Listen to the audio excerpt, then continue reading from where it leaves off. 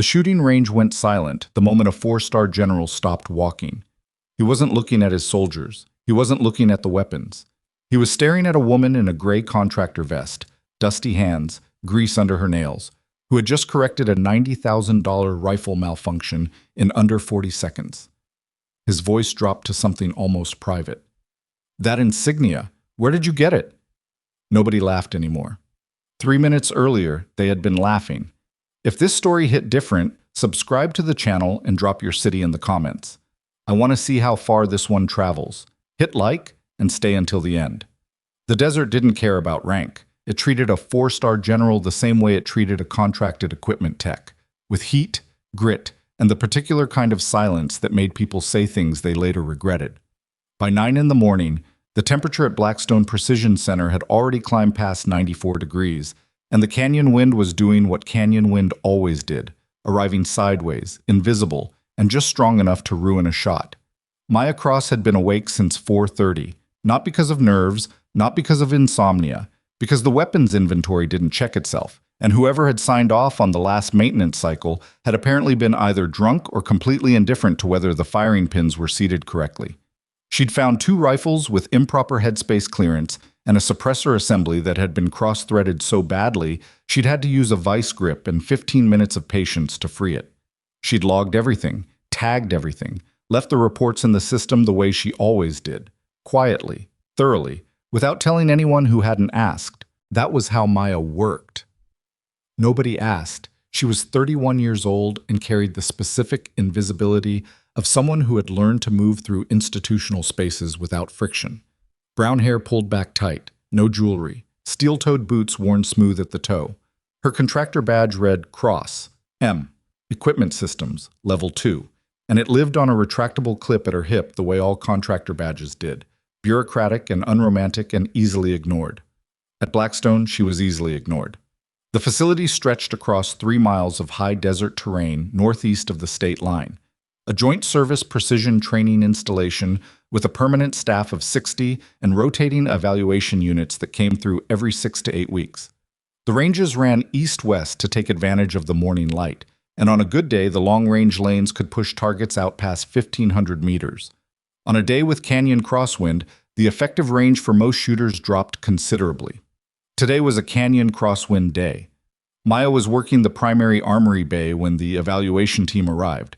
She heard them before she saw them, boots on concrete, the particular cadence of military movement, voices carrying the easy confidence of people who expected space to clear when they entered a room.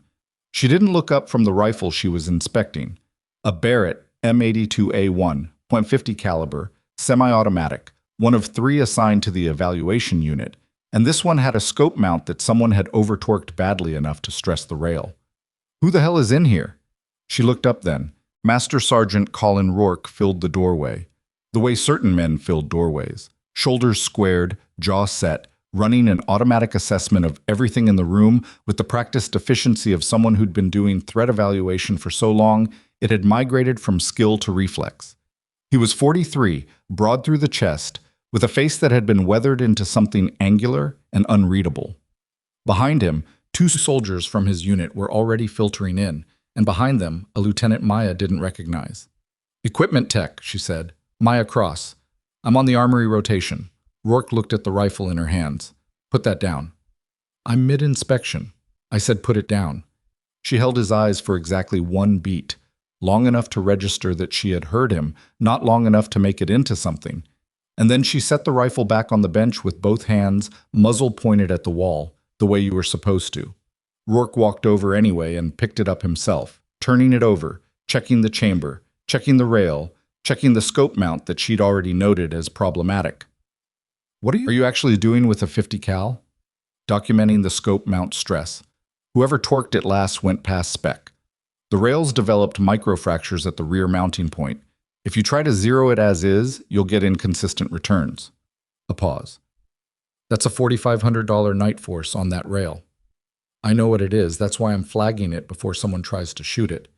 Rourke put the rifle down and looked at her for a moment with an expression she recognized. Not quite contempt, not quite dismissal, something in between that men in his position had been deploying toward her for most of her professional life. a specific calculation happening behind the eyes. Is she actually competent, or does she just sound like she is? Usually they decided on the latter without much deliberation. We need the bay clear, he said. Evaluation starts in 40 minutes. I have 6 more weapons on the bench. Then work faster. She didn't argue. She turned back to the bench and kept working. Well, Lieutenant Evan Pierce came in 20 minutes later and went straight for the rifle she'd flagged. He was 27, sharp-featured, with the kind of precision-pressed uniform that suggested either a very attentive logistics NCO or a personal investment in appearances. He picked up the M82 and worked the bolt, checked the optic, ran through a basic function check with the fluid speed of someone who'd done it thousands of times. Then he looked at Maya. You wrote up this rifle. Yes. The scope mount. Rear mounting point. You can see the microfracture with a loop. I left a note in the system. Pierce turned the rifle over, squinting at the rail. He didn't have a loop. He put the rifle down. What's your background? Mechanical engineering? Equipment systems. Army surplus background before contractor work. Army. Combat arms? Support. He nodded, and she watched him file that into whatever category he'd already built for her. Support. Rear echelon. Logistics contractor who learned some terminology. The category was wrong, but she didn't correct it, because correcting it would require explaining things she'd spent 3 years not explaining. The scope mount is fine, he said. It's not. I just checked it. With your fingers. The fracture is hairline. You need a loop and raking light to see it, or you can pull a precision gauge and measure the seating depth before and after torque application. Either way, it's there. Pierce smiled. It wasn't a kind smile. It was the smile of a man who has decided that patience is something you demonstrate toward people who don't know better. What's the Coriolis correction on a 1,500-meter shot with a 10-knot crosswind at this latitude? She didn't hesitate. At this latitude, roughly 35 degrees north, Coriolis deflection at 1,500 meters is approximately 2 to 3 inches to the right in the northern hemisphere. That's assuming a bullet flight time around 2 seconds for a 50 BMG load. You'd integrate it into your wind call, not run it as a separate correction at that distance. It's inside your natural wind compensation margin unless you're at extreme range. The smile faded slightly. What about atmospheric density? We're at 4,200 feet elevation. Air density at 4,200 feet is roughly 86% of sea level standard. That extends your bullet's effective supersonic range and reduces drag-induced drop compared to a sea level baseline. Your come-ups will be lower than your scope's sea level data suggests. If you're running pre-computed dope cards from a lower elevation range, they'll be off. Pierce was quiet.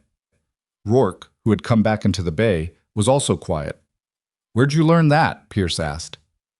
Reading. He didn't like that answer. She'd known he wouldn't. There was something about it that implied she wasn't going to perform the expected social function of explaining herself in a way that made him comfortable. He put the rifle back on the bench. The mount is fine, he said again, and walked out.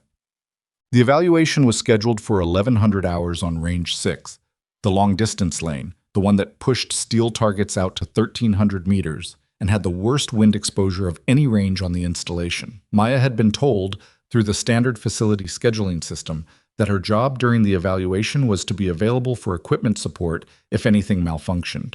She arrived early and stood near the equipment station at the far end of the range, out of the way, watching the unit set up. There were 8 soldiers total, a mixed evaluation cohort running through qualification standards on precision rifle systems. Rourke ran the range with the practiced efficiency of someone who'd run 1,000 of them, and Pierce positioned himself as the unit's primary shooter, which he almost certainly was. He moved well.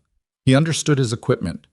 When he dropped behind the first rifle and settled his position, his natural point of aim came up clean, and he transitioned smoothly through the position checkpoints without coaching.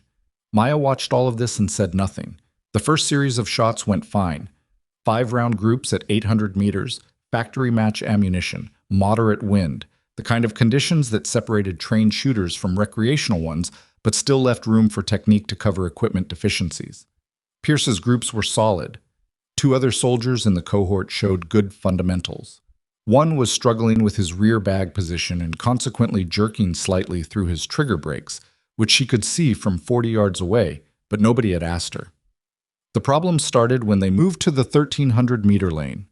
The wind had shifted in the last hour. coming in at a harder angle now, gusting to 15 in the canyon, and the steel targets at distance were swaying slightly on their chains, which created a tracking problem on top of the wind problem. Pierce ran his first shot and hit low right by what looked, through her spotting scope, like roughly 8 inches. He adjusted. His second shot was better, close, but the wind kicked at the wrong moment and pushed it just outside. She did the math in her head without meaning to, the way she always did. Wind call is light. He's running 6 minutes of correction, needs closer to 8.5 at this velocity gradient. The gust cycle is irregular but averaging about 12 seconds between peaks. He's not timing it. Rourke was watching Pierce through his own glass. Wind picked up, he said. I see it. Adjusting. Pierce fired again. This time the shot was closer, but his position had shifted slightly. She could see it in the way his shoulder had crept up during the adjustment, and the inconsistency in his natural point of aim was compounding with the wind problem. She said nothing. She was not asked. Then Pierce stood up, turned, and looked at her with an expression she had seen before. You figured out the Coriolis, he said. Let's see you figure out 1,300 meters in this wind. She looked at him. I'm equipment support. Rourke, Pierce said, not looking away from her. Rourke turned. Contractor says she knows the ballistics. Let's find out. There was a particular kind of silence that settled over ranges when something shifted from training into something else. The other soldiers in the cohort had gone still. Nobody moved to intervene, and nobody looked away. Rourke's expression was not kind, but it wasn't entirely unkind either. It was the expression of a man who had decided to let something play out because he was curious about the result. You want to try? He asked her. No. That wasn't really a question. She looked at the rifle on the bench. The M82. The one she'd flagged. Still unrepaired because Pierce had overruled her written report and the system had logged his override. That rifle has a compromised scope mount, she said. So account for it, Pierce said. She looked at him. You're telling me to shoot a $1,500 weapon while accounting for a defect you refused to repair because you didn't believe me when I identified it. Welcome to real-world conditions. The canyon wind moved through the range in a long, low sweep. Somewhere down the lane, a steel target swung on its chain and stopped. She looked at the rifle for another moment. Then she picked it up. She didn't perform anything. That was the thing nobody watching would have been able to fully articulate afterward, that there was nothing theatrical about what she did. She didn't roll her neck or crack her knuckles or take a dramatic breath. She picked up the rifle the way she'd picked up thousands of rifles, with the particular economy of motion that comes not from training, but from repetition. So deep it had become structural, embedded in the way she moved at a level below conscious thought. She moved to the firing position and dropped behind the weapon. And then something changed. It was subtle enough that only people who'd spent real time around precision shooters would have caught it. The woman who'd been standing at the equipment bench, the contractor, slightly too still, carrying that low-grade social tension of someone accustomed to being underestimated, that woman was gone. What settled behind the rifle was something else, something quieter and more precise. Her breathing slowed, not the slow breathing of someone trying to calm nerves, the slow breathing of someone shifting into a different operational register, the way an engine drops to a lower RPM because it no longer needs to idle fast. Her hand stopped moving. Her eye found the scope. Winds gusting from 270, Rourke said, almost automatically, the way range safety officers narrate conditions without deciding to. She didn't answer. She was already reading it, not from the flags on the range, though those were moving and she was tracking the pattern, but from the heat shimmer off the lane surface, the way the distant target chains swayed, the particular sound the wind made coming through the canyon mouth. 1,000 invisible data points aggregating into a single number that lived somewhere between calculation and instinct. 11.5. Maybe 12 in the next gust.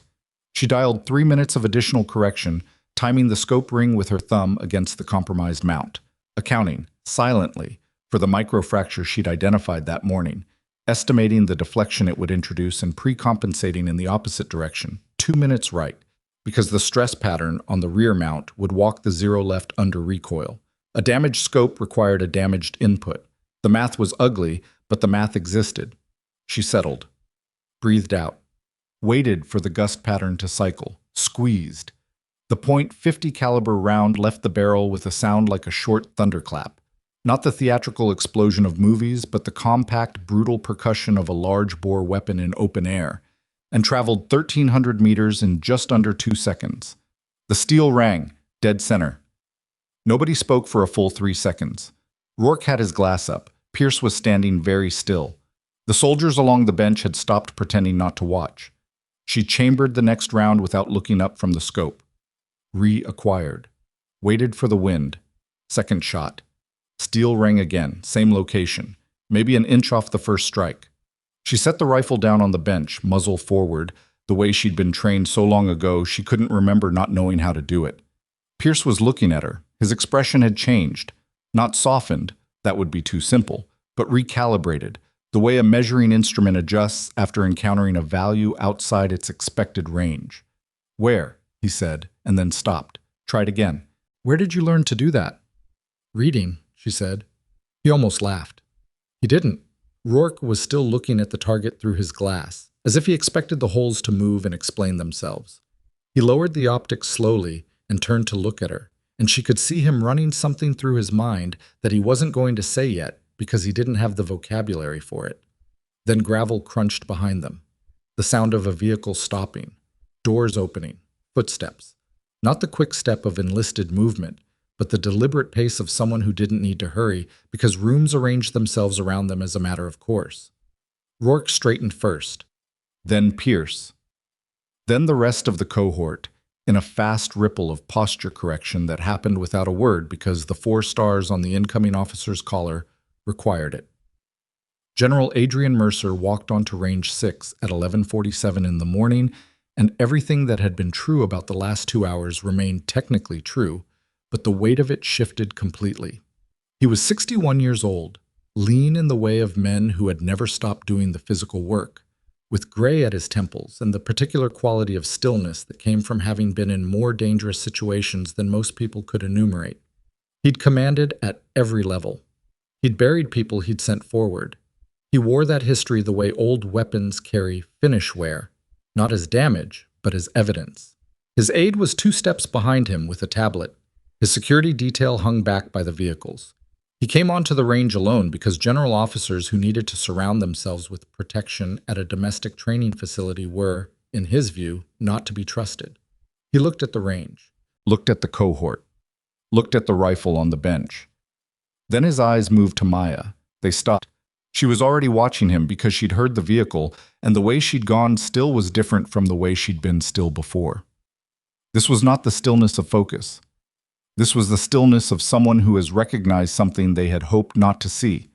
A face, a rank, a context, and is taking a half-second to decide what to do with the recognition.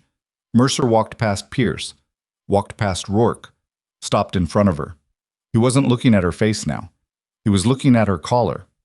Just below the contractor badge, almost hidden in the fold of her vest, was a small black insignia pin. It was easy to miss. The size of a thumbnail, matte black on black, no reflective surfaces. She'd been wearing it for 3 years without anyone noticing. It was the kind of thing you'd dismiss as decorative if you didn't know what it was. Mercer knew what it was. The insignia was a skull set inside a crosshairs, surrounded by 13 stars arranged in a circle. The design was precise and unglamorous, the way genuinely classified things tended to be. No dramatic flourishes, just the image and what it meant. His voice, when he spoke, was very quiet. "That insignia. Where did you get it?" The range was completely silent. Rourke and Pierce both looked at the pin, then at the general, then at each other, with the shared expression of men who have just understood that the context they've been operating in was the wrong context the entire time. Maya held the general's gaze. "I found it," she said, "in an old equipment case." Mercer looked at her for a long moment. "That's not an answer." "It's the answer I have." Another silence. Down the lane, the wind moved through in a long sweep, and the steel target chain swung and steadied. 13 people, Mercer said, more to himself than to anyone else. He was still looking at the insignia. 13 people ever wore that. I buried 4 of them. He looked up at her face. The others I lost track of. Most of them wanted to be lost. Maya said nothing. I watched those 2 shots, he said. From the vehicle. The wind correction on the second shot. You compensated for a scope mount defect. It wasn't a question. The mount has micro fractures at the rear mounting point, she said. I know, I read the maintenance log from this morning. He finally looked away from her and toward Pierce. Lieutenant, who overrode the equipment flag on this weapon? Pierce's jaw tightened. I did, sir. Why? I didn't assess the defect as mission critical. Mercer looked at the rifle. She shot 2 rounds at 1,300 meters through a compromised optic and a 15-knot crosswind and put them both inside a 6-inch group. He looked back at Pierce. What does that tell you about your assessment? Pierce said nothing. Mercer turned back to Maya. She was watching him with an expression that he recognized, not because he'd seen it on her specifically, but because he'd seen it on people who had decided years ago how much of themselves they were willing to put back on display. And this moment was pushing against that decision's edges. You're on equipment rotation, he said. Yes, sir. How long? 3 years at this facility. 8 months before that at Fort Kavanaugh. And before that? The wind moved through the range. Before that, she said, I was somewhere else. Mercer looked at her for a long time. Then, in a voice that only she could hear, he said something that made the color leave her face for just a moment. Not terror, not shock exactly, but the specific expression of someone who has been found by a past they constructed their entire present life around avoiding. What he said was, Hello, Reaper. Rourke's head came up. Pierce went very still. The soldiers along the bench glanced at each other with the sidelong uncertainty of people who understand that something significant just happened and don't have the clearance to know what. Maya looked at the general. Then she looked past him at the desert.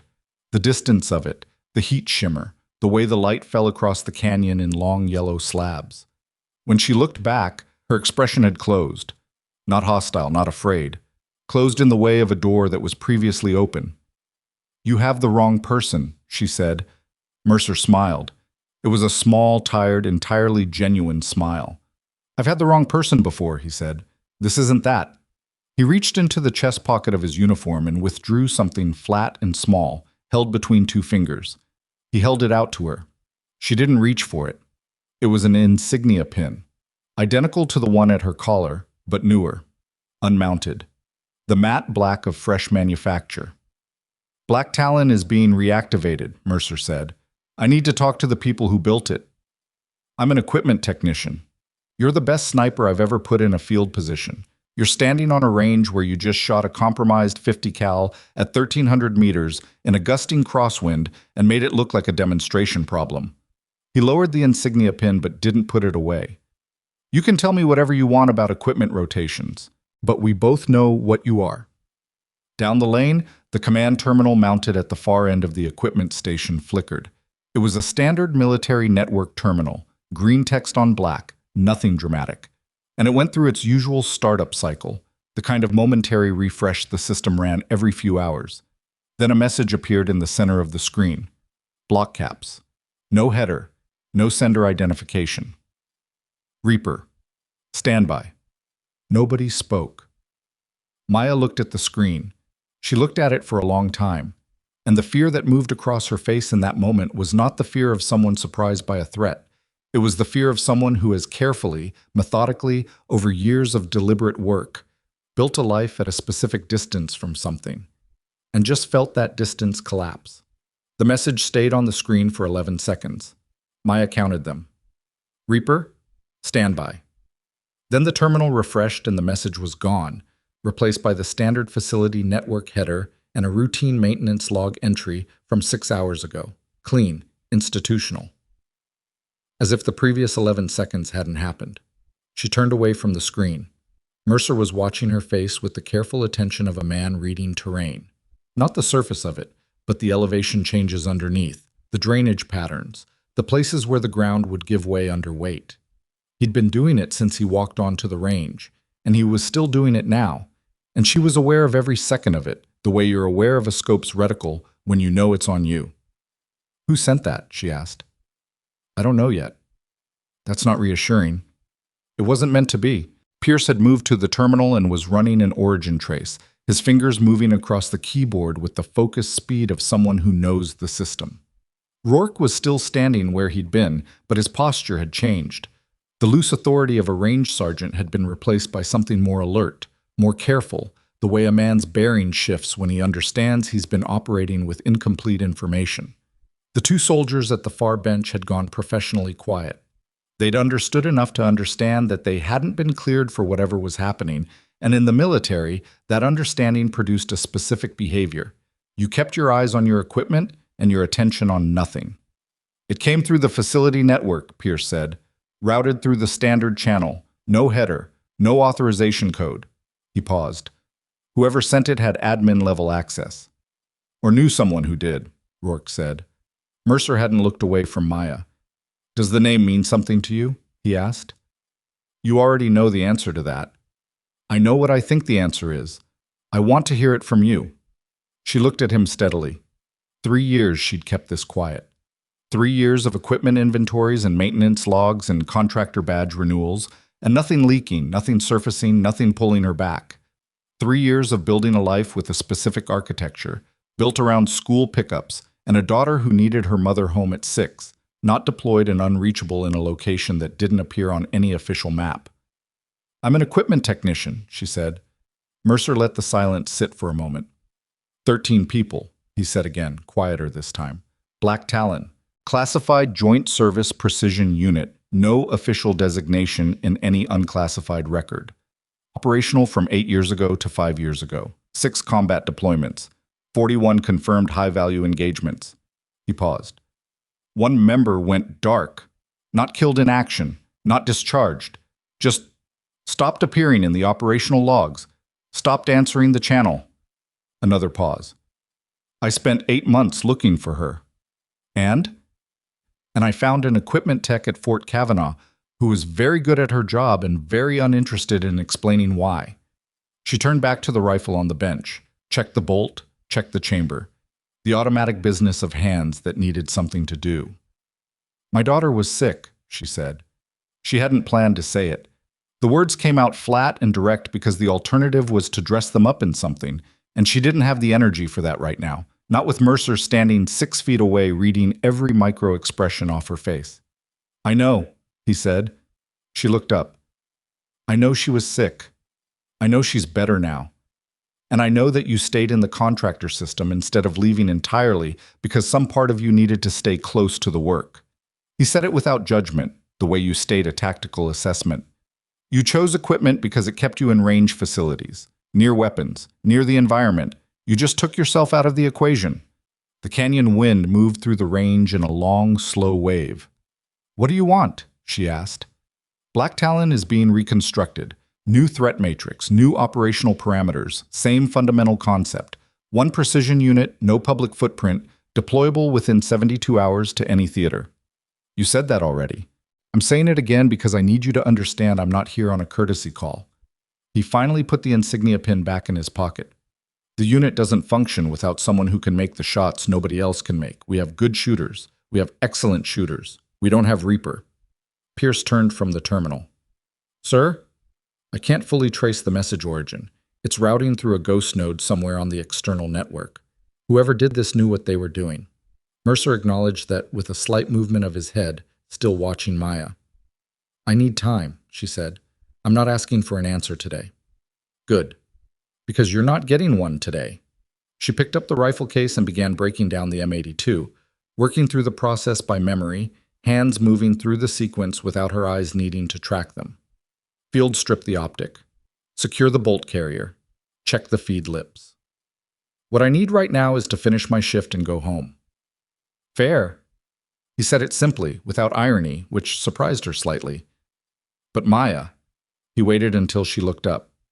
The message didn't come from me, which means someone else knows you're here, someone with system access and a reason to use your operational call sign.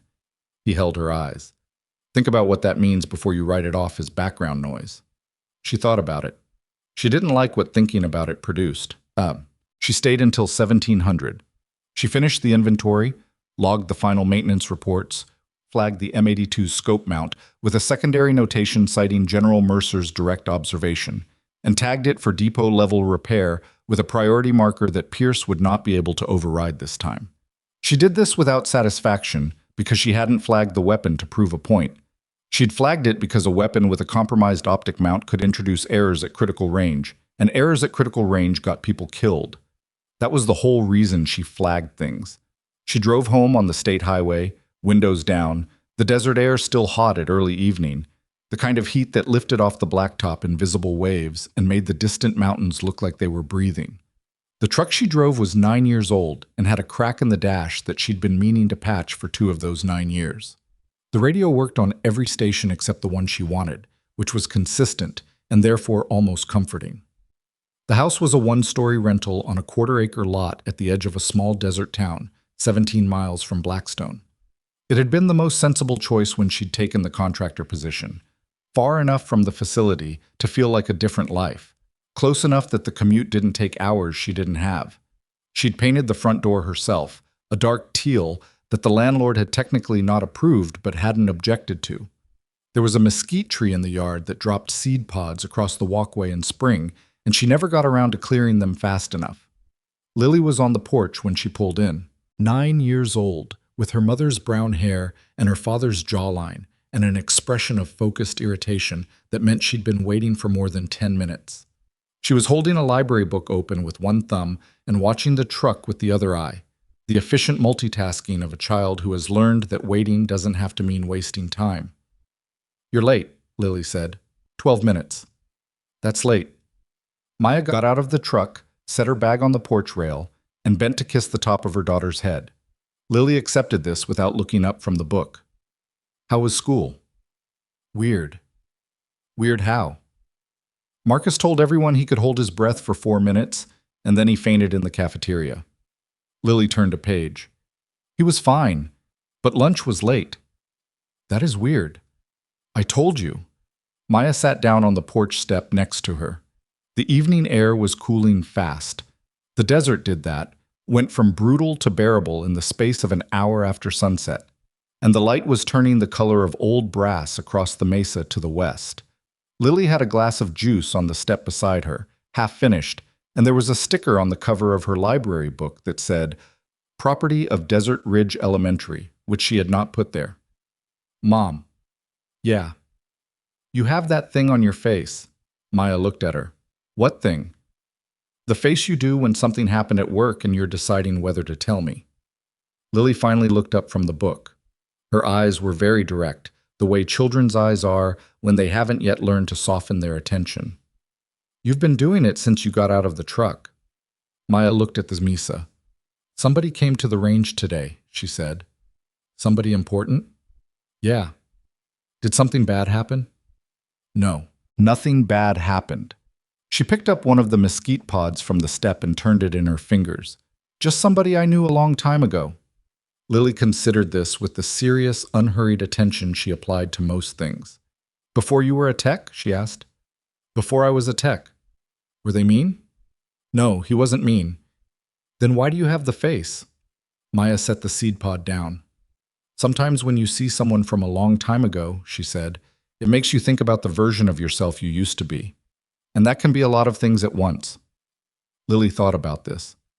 "Is that why you're sad?" "I'm not sad, Bug." "You look a little sad."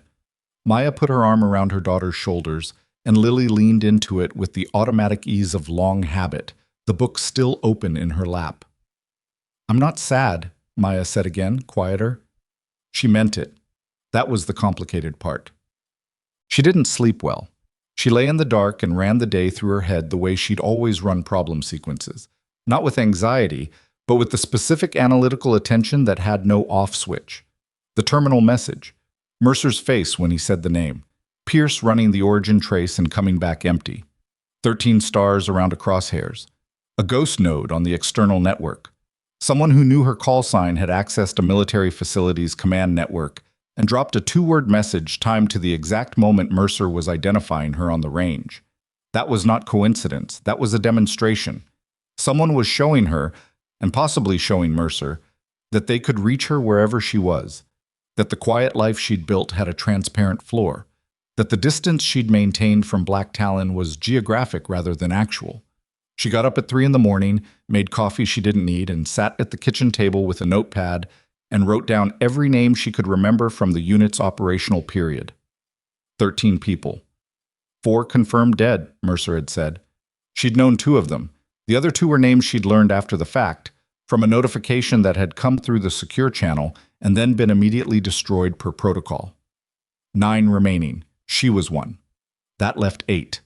Any of them could have sent the message. Any of them had the technical background. And any of them could have a reason.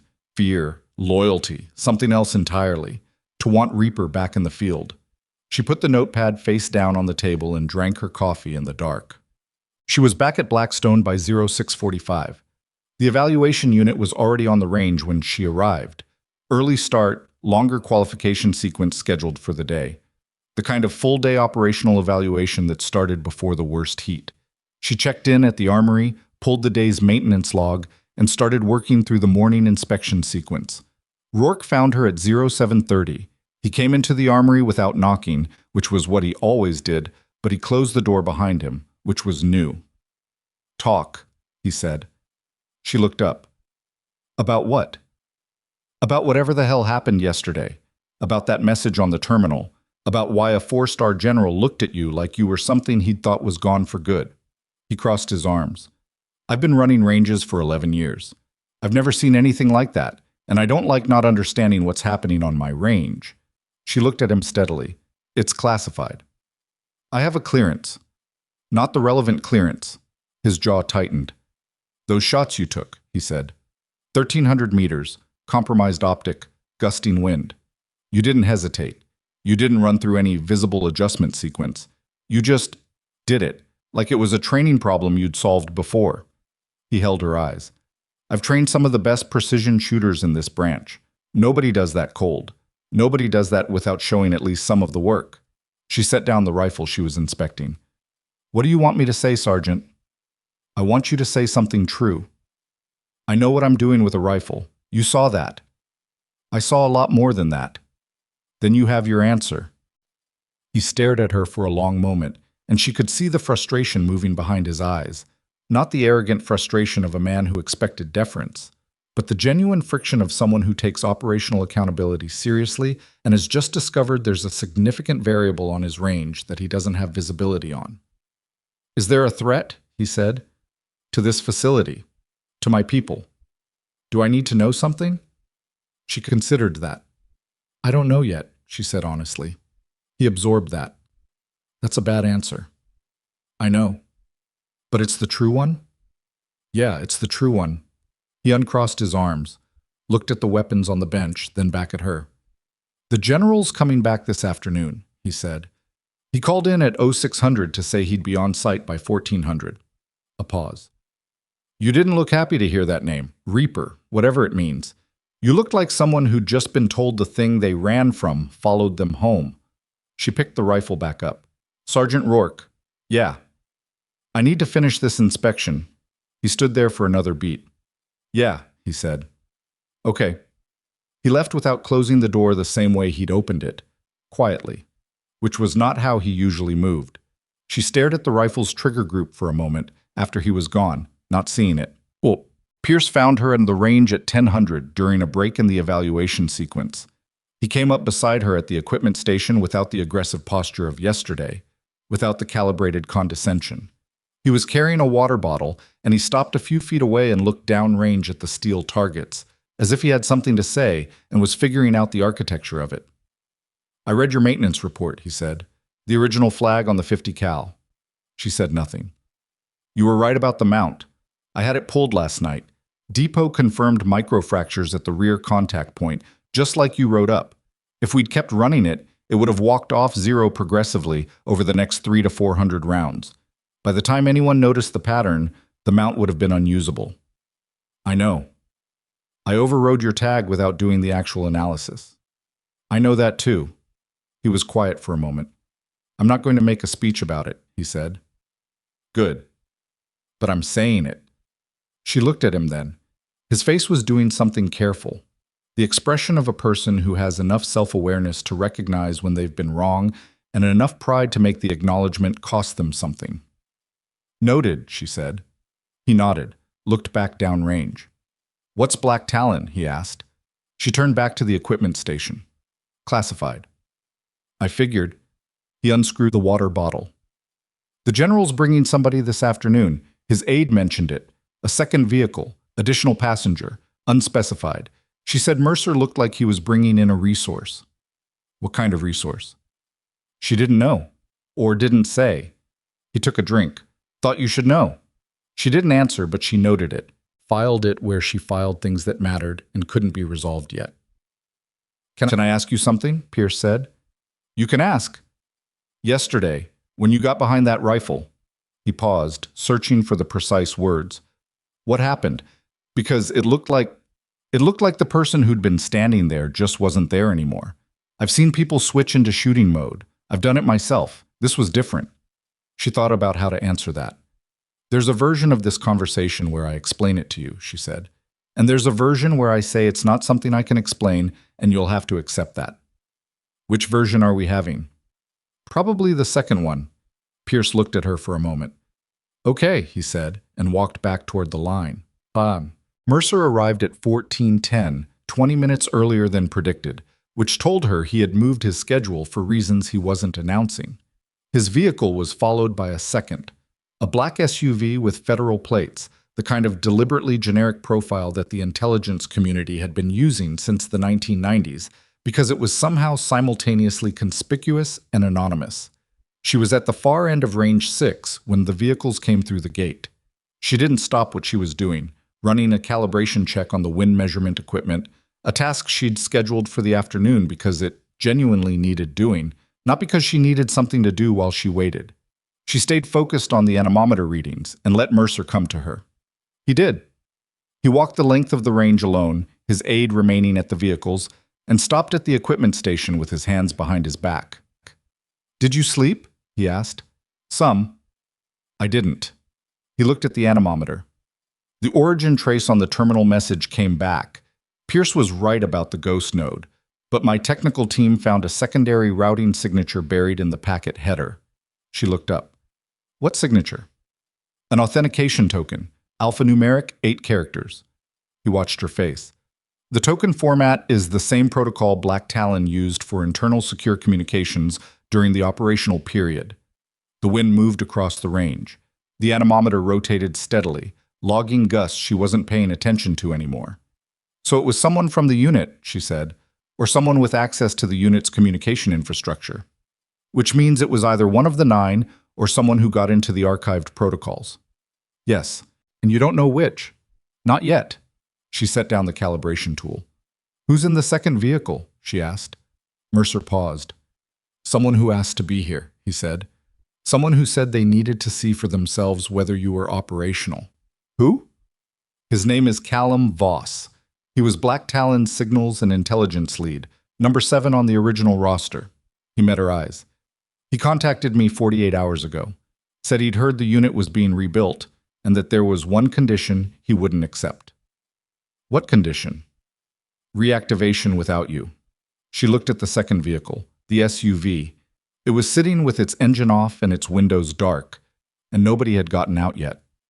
I haven't agreed to anything, she said. I know. I told him that. Then why is he here? Because he said you would. Mercer's voice was flat, simply stating. He said once you heard what he had to tell you, you would understand why there's no real choice. A pause. His words, not mine. She stared at the dark windows of the SUV. What does he want to tell me? Mercer looked at her with an expression that was not quite apology, but was adjacent to it, the expression of a man delivering a message he wished he could change. He says the terminal message wasn't a test, he said, and it wasn't a welcome back. Her jaw tightened slightly. Then what was it? The driver's door of the SUV opened. A man stepped out, mid-40s, lean, moving with the slight asymmetry of someone who'd had a significant injury to one side that had healed imperfectly. He wore civilian clothes, nothing tactical, and he had the quality of face that had once been sharp and had been worn to something more cautious by years and events she didn't know yet. She recognized him, Callum Voss. 7 years since she'd seen him. He'd been different then, faster in his movements, fuller through the face, less careful about how he stood. Whatever had happened to him in the years between, it had changed the weight distribution of who he was. He walked toward her across the range without hurrying. Mercer answered her question. He says the message was a warning, the general said quietly. Someone inside Black Talon's old network knows the unit is being rebuilt, and they don't want it to happen. Another pause, shorter.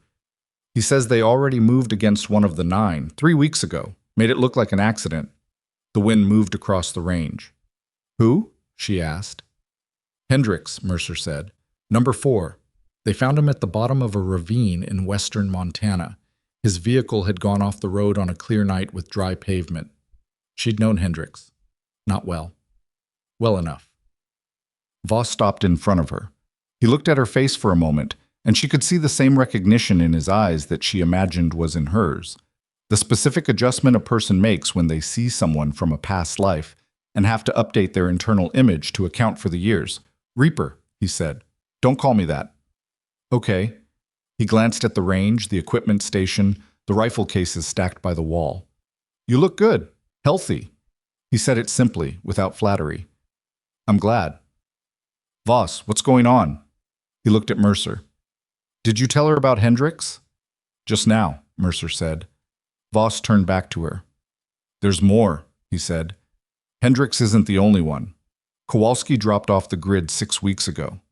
No communication, no financial activity, nothing. Either she's running or she's gone. And 2 weeks ago, someone ran a full data pull on Black Talon's operational archive. The archive that's supposed to be sealed in a classified server with no external access. Who pulled the data? We don't know.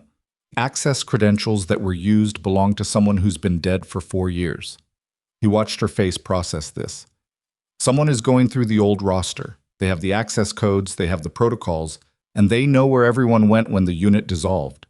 She looked at the desert, the heat shimmer, the mountains in the far distance, the way they went blue-gray in the afternoon light like something not quite real. Including me, she said. Including you, Voss confirmed. You're not hidden, Maya. You haven't been hidden for a while. Someone has known where you are for at least as long as Hendricks has been dead. She thought of Lily on the porch with the library book. She thought of the front door she'd painted teal without the landlord's approval. She thought of 17 miles of state highway between a quarter-acre lot and a facility where someone had just sent a message with her operational call sign. They sent the terminal message to flush her out, Rourke said. She turned. He was standing 10 feet away. She hadn't heard him approach, which was unusual, and the fact that it was unusual told her something about how the information she'd just received had affected her concentration. How long have you been there? She asked. Long enough. He looked at Mercer. Sir, if there's an operational threat to this facility and to personnel currently on this installation, I need to know. That's not a request. Mercer looked at him. Sergeant Rourke, what's your clearance level? TSSCI, current. Mercer and Voss exchanged a look that lasted about 1 second. Close the range, Mercer said. Get your people off the lanes and into the main building. Do it without causing alarm, scheduled maintenance, whatever excuse works, and then come back here. Rourke didn't ask why. He turned and walked back toward the line, already moving with the efficient, no-wasted motion pace of a man shifting from range sergeant to something else, something older and more operational, a mode that didn't require more information to activate. Maya watched him go. Voss was watching her. There's something else, he said. The data pull on the archive. It wasn't just personnel files. Whoever went in pulled the full operational record. Every deployment, every target package, every after-action report. He paused. And the file on the Carvar Mountain operation. She turned to face him. He met her eyes without blinking. All of it? She asked. All of it. The Carvar Mountain operation. The shot that nobody outside 13 people was supposed to know existed. The shot that had saved 11 lives at a distance that shouldn't have been possible, executed under conditions that had no place in any training curriculum because no training curriculum would have sanctioned it. The shot she had never talked about, had never been permitted to talk about, had spent 3 years trying to convince herself she had simply moved past. If that file is in someone else's hands, she said very quietly, then it's not just about the unit. No, Voss said. It's not. It's leverage. Against the unit, against the people who authorize the operations, against the government offices that maintain the cover. He watched her absorb this. Against you specifically, Maya, because you're the one who pulled the trigger. The wind moved across the empty range. Somewhere beyond the canyon wall, a dust devil rose and dissolved. She stood very still, not because she was calm, but because she had learned long ago that stillness was what she had access to when calm was not available, that she could maintain the outer form of steadiness when the inner architecture of a situation had just become considerably more complicated than she'd been prepared for when she got up that morning. "What do you need from me?" she asked. Voss said, "Right now, I just need you to stay on this installation tonight." "Why?"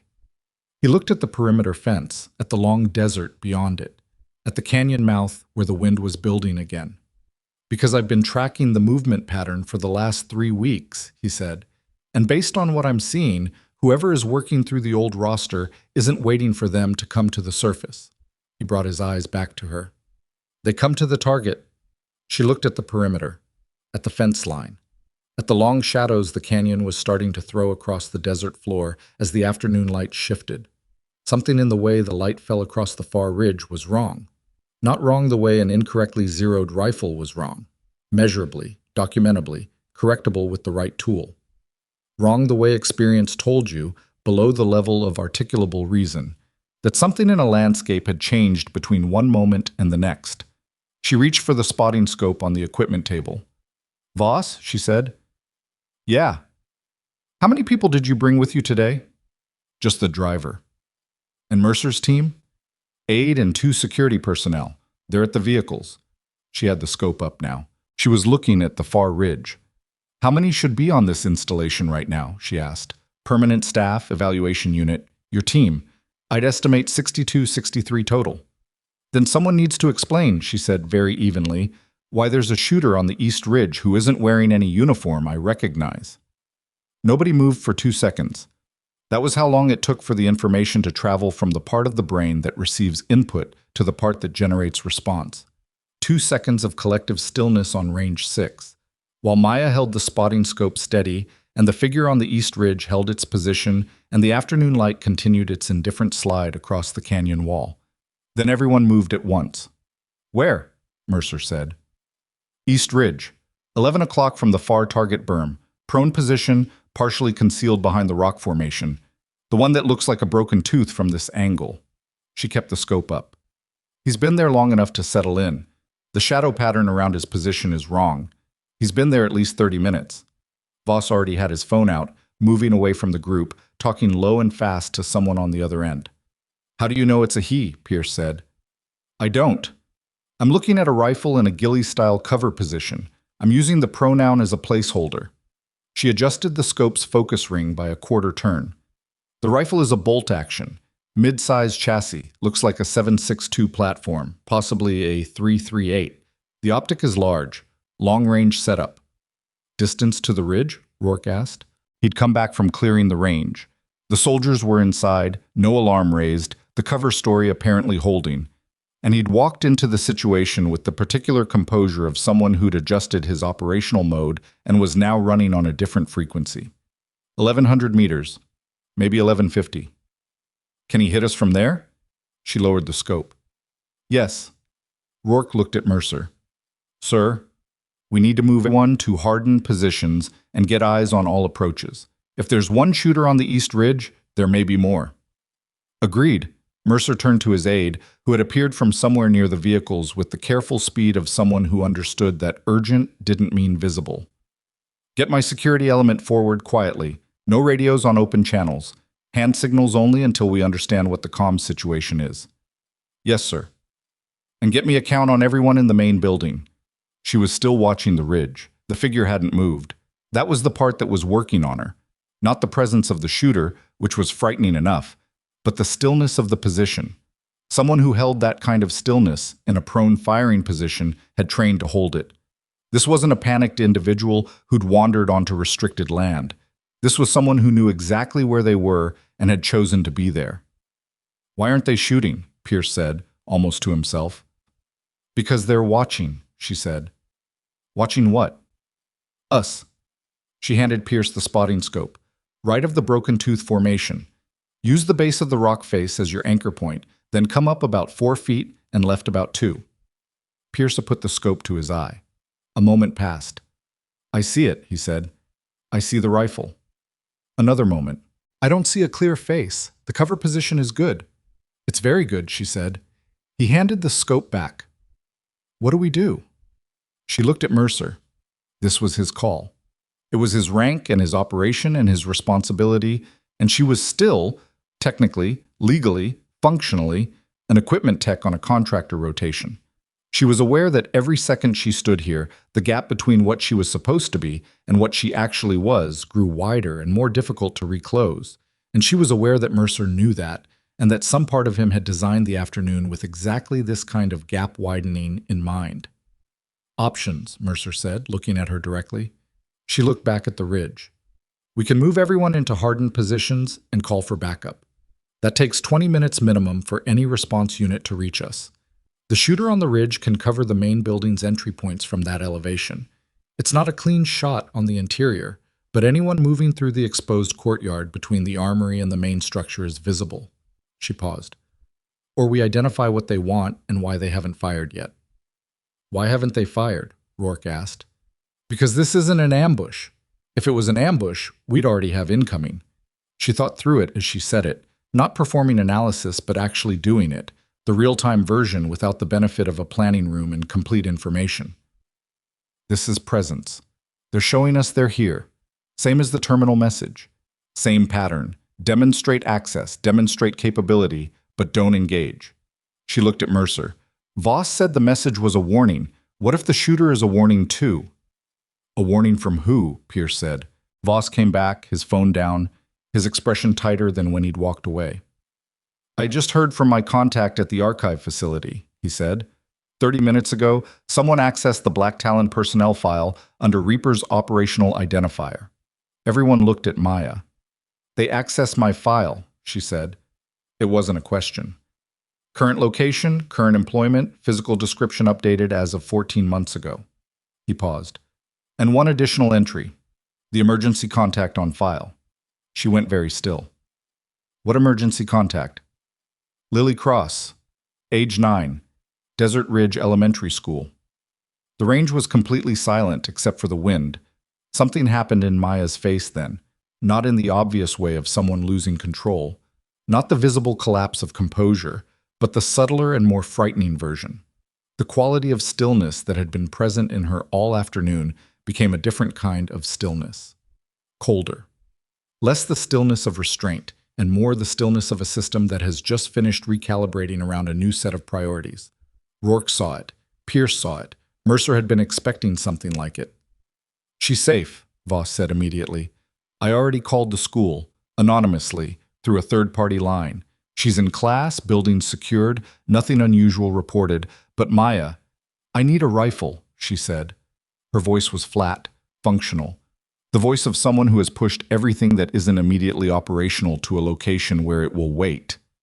Maya, Mercer started, not to engage the shooter. I need a rifle with a quality optic so I can actually see what I'm looking at from here. The spotting scope shows me a shape and a rifle. I need to be able to read details. She looked at Rourke. The armory. What's available? Rourke didn't hesitate. The M82 is tagged for depot repair. We have 3 MRAD platforms in the rack. 338 Lapua, 24-inch barrel, Night Force ATAC-TR on each. Ammo is in the case below the rack. Get me one. He looked at Mercer. Mercer nodded once. Rourke moved. She had the rifle in her hands 90 seconds later. She didn't go to the firing line. Going to the firing line put her in a predictable position. A designated shooter's position that any trained observer on the ridge would be watching. Instead, she moved to the maintenance shed at the northeast corner of the range, a low concrete structure with a corrugated metal roof and a narrow gap between the wall and the fence that gave her an oblique sightline to the ridge without putting her in the center of anyone's field of view. Voss followed her. You're not going to shoot from there, he said. I know. I'm going to look. She found the gap, settled into a modified position, not prone, not standing, something between the two that used the wall's edge as a rest, without exposing more than her optic and the forward 8 inches of the barrel, and put the ATAC-R on the ridge. At 1,100 meters with a high-quality 32-power optic and reasonable afternoon light, You could see a significant amount of detail if the target hadn't completely buried itself in cover. The figure on the ridge had done a professional job. No visible skin, no reflective surface, no clean silhouette against the skyline. But a professional job wasn't the same as a perfect job, and she'd been looking for the seams in professional jobs for long enough to know where they tended to appear. The right shoulder. Most shooters, when they settled into a long-duration prone position, allowed their dominant shoulder to lift slightly over time. It was involuntary. The body's response to the sustained muscular tension of supporting a rifle at elevation, and it created a very small but consistent silhouette break against whatever background material the shooter was using for cover. She found it. A half-inch of dark material against the rock face, rising and falling with the barely perceptible rhythm of controlled breathing. She tracked left from there. The rifle's forestock was visible between two rocks. Bolt action, as she'd assessed. The chassis was a dark polymer, nothing distinctive at this range. But the optic, the scope on the shooter's rifle, was the interesting part. At this distance, with this magnification, she could see the objective bell of the scope. Large, probably 50 millimeters. And there was something on the scope body. A marking. Small, adhesive, the kind of range tape that shooters use to mark their dope, the come-up data for different distances so they didn't have to compute in the field. She couldn't read the numbers, but she could read the color coding. Blue tape at the top, red tape at the bottom. Her jaw tightened. She lowered the rifle. Voss was watching her face. "What did you see?" he said. "The dope tape on their scope. Blue and red." A pause. "That's not standard military issue," he said slowly. "No. It's a personal system, specific to one person's methodology." She looked at him. "It's how Kowalski coded her range data. Blue for elevation, red for wind. She set it up that way in the first year of Black Talon and kept it through the whole operational period." She watched Voss's expression shift. "You said Kowalski dropped off the grid 6 weeks ago. Either she's gone or she's on that ridge." Voss stared at her. "Why would Kowalski be on that ridge?" "I don't know. But if that's her up there, she's not trying to hurt us. She survived Black Talon. She knows the same things we know. She's either watching, warning, or..." She stopped. "Or she's a decoy." The word landed. They both reached the same conclusion at approximately the same moment, and the conclusion was not comfortable. "If Kowalski is on the East Ridge to draw our attention east," Voss said, very quietly, "then whoever is actually moving against us is coming from a different direction." She was already turning, already looking at the rest of the installation's perimeter, running through the approach vectors in her head. The canyon to the north offered concealed movement, but slow going. Broken terrain, loose scree, no vehicle access. The south approach was open desert for 2 kilometers, too exposed for a daylight infiltration. The west was the facility's main access road, with the checkpoint, which meant either going through it or going around it on foot across difficult ground, which left the maintenance access road on the southeast perimeter. A utility track that ran from the main facility to the generator compound and the wastewater infrastructure, largely unmonitored, accessible from a firebreak road that connected to the state highway 12 miles out. She looked at Mercer, who had come to the corner of the shed. "The maintenance road," she said. "Southeast approach. Has anyone run a visual check on it in the last hour?" Mercer turned to his aide. "No," the aide said. "The standard perimeter check runs at 06 and 1800. "It's 1430, Rourke said. "Get someone on that road," Mercer said immediately. "Now, quietly." Rourke was already on his radio, using the internal facility channel, talking low. He moved away from the shed. She looked back at the East Ridge. The shooter was still there. Still not firing. Still holding that impossible deliberate stillness. "Kowalski," she thought. "If it's you, what are you trying to tell me?" The answer came 11 minutes later. Rourke's radio went live with a voice she didn't recognize. One of the facility's permanent staff, a young sergeant named Dills who ran the maintenance compound, and the voice was tight in the specific way of someone managing an active situation. "Range 6 actual. This is Dills at the generator compound. I've got 2 vehicles stopped on the maintenance track, approximately 400 meters from my position. Civilian pattern, no markings. They've been stopped for 8 minutes. I count 4 individuals on foot, moving toward the perimeter fence on the southeast corner. They're wearing contractor vests. Rourke looked at Maya. Contractor vests, he said. Like hers. She looked at Mercer. They're going to try to move through the facility as contract staff, she said. In the general traffic of an evaluation day, with the right vest and a plausible toolkit, you can walk most of a facility without someone stopping you. People see the vest and the badge clip and they see a contractor. They don't look at the face. How do you know that? Pierce said. She didn't answer him. Dills, Rourke said into the radio, do not engage. Get to cover inside the generator building and lock it down. Do not transmit again on this channel. Copy. Rourke looked at Mercer. 4 individuals, armed, capability unknown, less than 400 meters from the southeast fence. We have 60-plus personnel in the main building, 1 general officer on site. He said the last part without inflection, simply as a tactical data point. Sir? I heard it, Mercer said. We need to call for backup, Pierce said. Right now. Get QRF inbound. Bound. QRF is 40 minutes out minimum, Rourke said. That's a lot of time. Then what do we do? The question landed in the middle of the group and nobody immediately answered it. And in the space of that non-answer, everyone looked at Maya. She was looking at the maintenance road, at where she estimated the 4 individuals were moving, at the geometry of the installation, the fence lines, the building positions, the range layout, the angles. The southeast corner has a dead zone, she said. Between the maintenance shed and the fuel depot, there's a 30-meter gap in the fence coverage where the terrain dips below the camera angle. They know about it. That's why they're approaching from there. She turned. If they come through the fence at that point, they have direct access to the back of the armory. The armory, Voss said, which is where the 50 cals are, the MRADs, the full evaluation unit's weapon cache. She looked at Mercer. They're not here to hurt people. They're here to send a message. Same as Kowalski on the ridge, same as the terminal. They're going to take something from the armory and walk back out. What? Pierce asked. The operational data recorder on the M82, she said, the rifle that was flagged. It's been running a continuous data log since the evaluation started. Shot timing, atmospheric conditions, GPS position, everything. If someone pulls that recorder, they have documented proof of what happened on this range today. Proof that Mercer identified a Black Talon asset. Proof that Reaper is operational. She looked at Mercer. Whoever is behind this isn't trying to destroy Black Talon. They're trying to own it. They want the leverage. Mercer looked at her for a moment. Then he said something she had not expected. Take the rifle. She looked at him. The MRA'd, he said.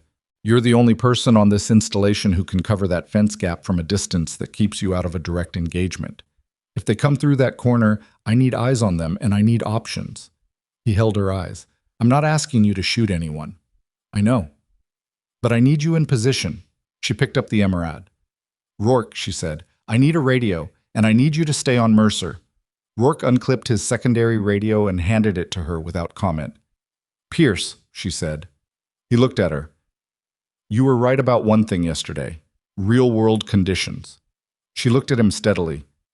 Stay off the radio unless it's critical. If it's critical, use plain language. No codes. Whoever is in those vehicles may be monitoring the facility channel. Pierce nodded.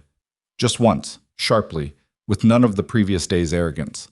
Whatever calculation had been running behind his eyes since she'd hit steel at 1,300 meters had completed itself somewhere in the last 20 minutes and arrived at a different output. She moved. She went northeast first, deliberately going away from the southeast corner, creating a route that kept her out of any direct line of sight from the maintenance road. Around the back of the primary range structure, through the equipment storage area, along the inside of the north fence where the chain link through afternoon shadow. She moved low and fast, not running. Running created sound, created silhouette, created the kind of movement signature that trained observers were specifically watching for. But covering ground efficiently, the rifle held close, her breathing controlled. At the northeast corner, she crossed open ground for 8 meters to reach the fuel depot's west wall. 8 meters in open ground, visible from the east ridge. She did the calculation without slowing her stride. Kowalski, if it was Kowalski, had been watching the range, not the fence line. Her attention had been on range 6 and the people gathered there. The angle from the ridge to the fuel depot was oblique, not clean. And a shooter who'd been in position for 30 or more minutes without firing was not a shooter looking for targets of opportunity. She'd made the call. She committed to it. She crossed the 8 meters in 4 seconds and put her back against the fuel depot's west wall. Breathed. Nobody shot at her. She moved south along the depot wall, reached the corner, and found what she was looking for. A position at the depot's southeast corner that gave her a sight line down the fence line to the dead zone, with the maintenance shed's roof line as a partial backstop. 11-degree elevation advantage. The dead zone was 140 meters away. She went prone behind a low concrete equipment pad, settled the MR8, and found the fence gap in the optic. Nothing yet. Nothing. She keyed the radio once. A single click. The traditional all-clear signal. And waited. The desert at 14:43 in the afternoon had a particular quality of light and sound. The heat had peaked and was beginning its slow retreat, which paradoxically made it feel heavier, denser, as if the air had accumulated the day's temperature like a debt it was not yet prepared to settle. A hawk was working a thermal somewhere above the canyon, and she could hear the maintenance compound's generator cycling through its load. A low, rhythmic thrum that provided consistent background noise and would mask the sound of careful movement at the fence line, which was, she realized, not accidental. Whoever had planned this approach had accounted for the generator cycle, had known the camera gap, the perimeter check schedule, the evaluation day's traffic pattern, the armory's layout, the data recorder on the M82. This had been planned. Not quickly, not crudely. Someone had taken time with this. Movement. At the fence line, 138 meters out, a section of chain link pushed inward. Not cut. Pushed, which meant it had been pre-loosened, the fasteners removed at a previous visit. The chain link folded back with barely a sound. The first figure came through. He was wearing a gray contractor vest, identical in color to hers, identical in the general style, with a tool pouch on the right hip and a badge clip on the left. He moved through the gap in a low crouch and went immediately to the nearest cover, the concrete base of a disused antenna mount, 2 meters inside the fence line. He was carrying something under his vest. She could see the profile of it, the angular bulk of a weapon frame against the vest's interior. Second figure. Same vest. Same movement pattern. She went right toward the maintenance shed's exterior wall. Third figure. He stopped at the gap and held position, watching the fence line in both directions. A rear guard, covering the entry point. The radio clicked twice in her earpiece. Rourke's signal. He had eyes on something from his position. She didn't respond. Responding would break her stillness, and she needed to know where the fourth individual was. The fourth figure came through the gap. She tracked to the face, and her breath stopped. She knew this person. Not from the contractor rotation, not from Fort Kavanaugh's or Blackstone or any of the institutional contexts she'd occupied for the last 3 years. She knew this face from 7 years ago, from a classified briefing room with no windows, from the last days of Black Talon's operational period before everything unraveled. A face she'd seen across a planning table while they were mapping the approach vectors for an operation she had never been permitted to discuss. His name had been Garrett, number 11 on the original roster. He'd been listed among the dead. She held the scope on his face for a full second, confirming. Age had changed him. Harder lines, less hair, a scar along his left jaw that hadn't been there before. But the particular way he moved, the economy of motion, the way he conducted his rear check, that was Garrett. She'd worked with him long enough to know his movement signature the way you know a person's handwriting. She keyed the radio. "Voss," she said, barely above a whisper. Static. Then his voice, quiet and close. "I'm here. Garrett is alive." A pause. "That's not possible." "He's one of the 4 on the southeast fence. He just came through the gap. I have eyes on his face." A longer pause. "Maya, Garrett's file shows a confirmed—" "I know what his file shows. I'm looking at his face through a 32-power optic at 130 meters. The file is wrong, or the file was made wrong." She kept her eye at the scope. "He's moving toward the armory." The lead figure, the first one through the fence, had already reached the armory's south wall. He was at the door, working the handle. The armory door was keyed, but the external maintenance panel wasn't, and the maintenance panel gave access to the electrical relay that controlled the electromagnetic lock. He knew that. 30 seconds, maybe less, before the armory was open. She made a decision. She pulled the radio and switched to the facility's internal channel. "This is Cross at the fuel depot. I have 4 individuals inside the southeast perimeter. Lead element is at the armory south door. They have the electrical relay. You have approximately 30 seconds before the armory is breached. Mercer's voice came back immediately. Copy. Do not engage.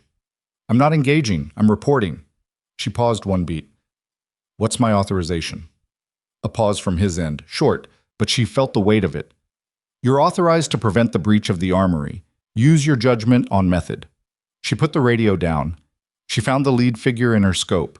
He had the maintenance panel open. His hands were moving efficiently across the relay board. She shifted her aim 6 inches left of his position and fired. The round hit the concrete wall of the armory at the panel's edge, with enough force to strip the cover plate off the maintenance housing and leave a scar in the concrete the size of a fist. The man dropped away from the panel instantly, going flat, putting the antenna mount between himself and the direction of the shot, which was the wrong direction. She'd fired from the northeast, deliberately creating a misdirection. The shot sound would suggest a source to the east, toward the canyon, not from the fuel depot directly behind him. He scrambled. The second figure pressed against the maintenance shed wall. The third figure at the fence gap had his head down. Garrett had gone completely still. She found Garrett in the scope. He was standing upright, not taking cover, not running. Standing in the open, his head turning in a deliberate arc, reading the shot. His face was doing something complicated. He was looking for her, not to return fire, not to communicate a threat. He was looking for her the way someone looks for a specific person in a crowd when they have something to say. Don't, she said, quietly enough that no one heard her. He turned exactly toward her position. Not close. Precise.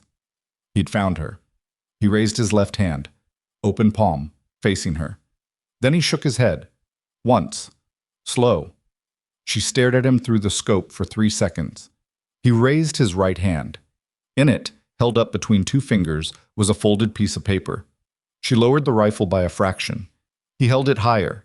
Then he set it on the ground in the open, backed away 3 steps, and touched the side of his head with 2 fingers. A gesture she recognized from operational protocol. Not military standard. Black Talon internal.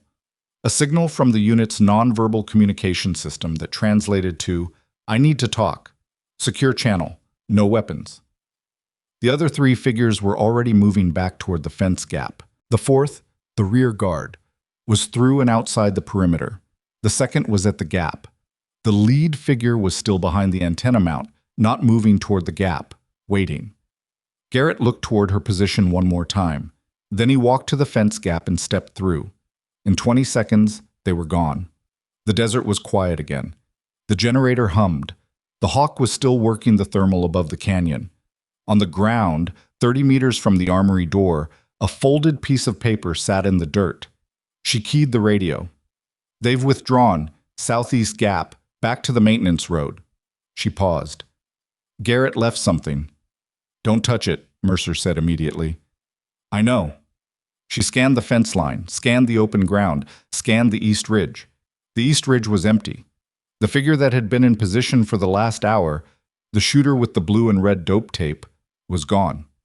Kowalski, or whoever it had been, had withdrawn at precisely the same moment as Garrett's team. Coordinated timing. A single operation with 2 elements. She pulled back from the equipment pad and looked at the piece of paper. From this distance, she couldn't read it, but she could see that it wasn't blank.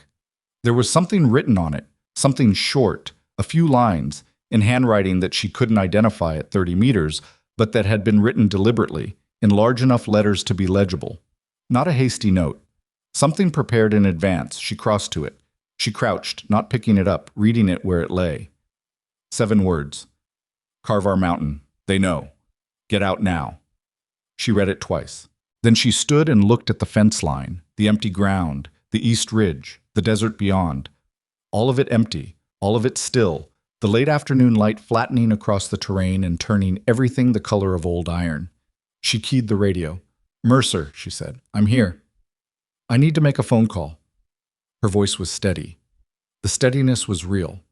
The steadiness coexisted with something else underneath it that was considerably less steady, but she'd been managing that particular coexistence for most of her adult life, and she was not going to stop managing it now. I need to call my daughter's school. A pause. Go ahead, Mercer said. She pulled out her personal phone, and then, From the direction of the North Canyon wall, a sound she had not heard in 3 years arrived across the range, like something that had been waiting patiently in the distance and had finally decided to stop waiting. A rifle shot. One shot, clean and flat, the signature of a precision round rather than anything automatic or panicked. It came from the north. It was followed by 2 seconds of complete silence, and then, on the radio, Rourke's voice, very controlled, very tight. "Sergeant Rourke, I'm down. Repeat, I'm—" The transmission cut out. She was already running. She found him on the ground at the north end of the main range structure, behind the concrete barrier wall that separated the equipment storage from the open lane. He was sitting up, not unconscious, not bleeding from anything arterial, his left hand pressed against his upper right arm where the round had clipped the back of the tricep and torn through the outer layer of muscle without hitting bone.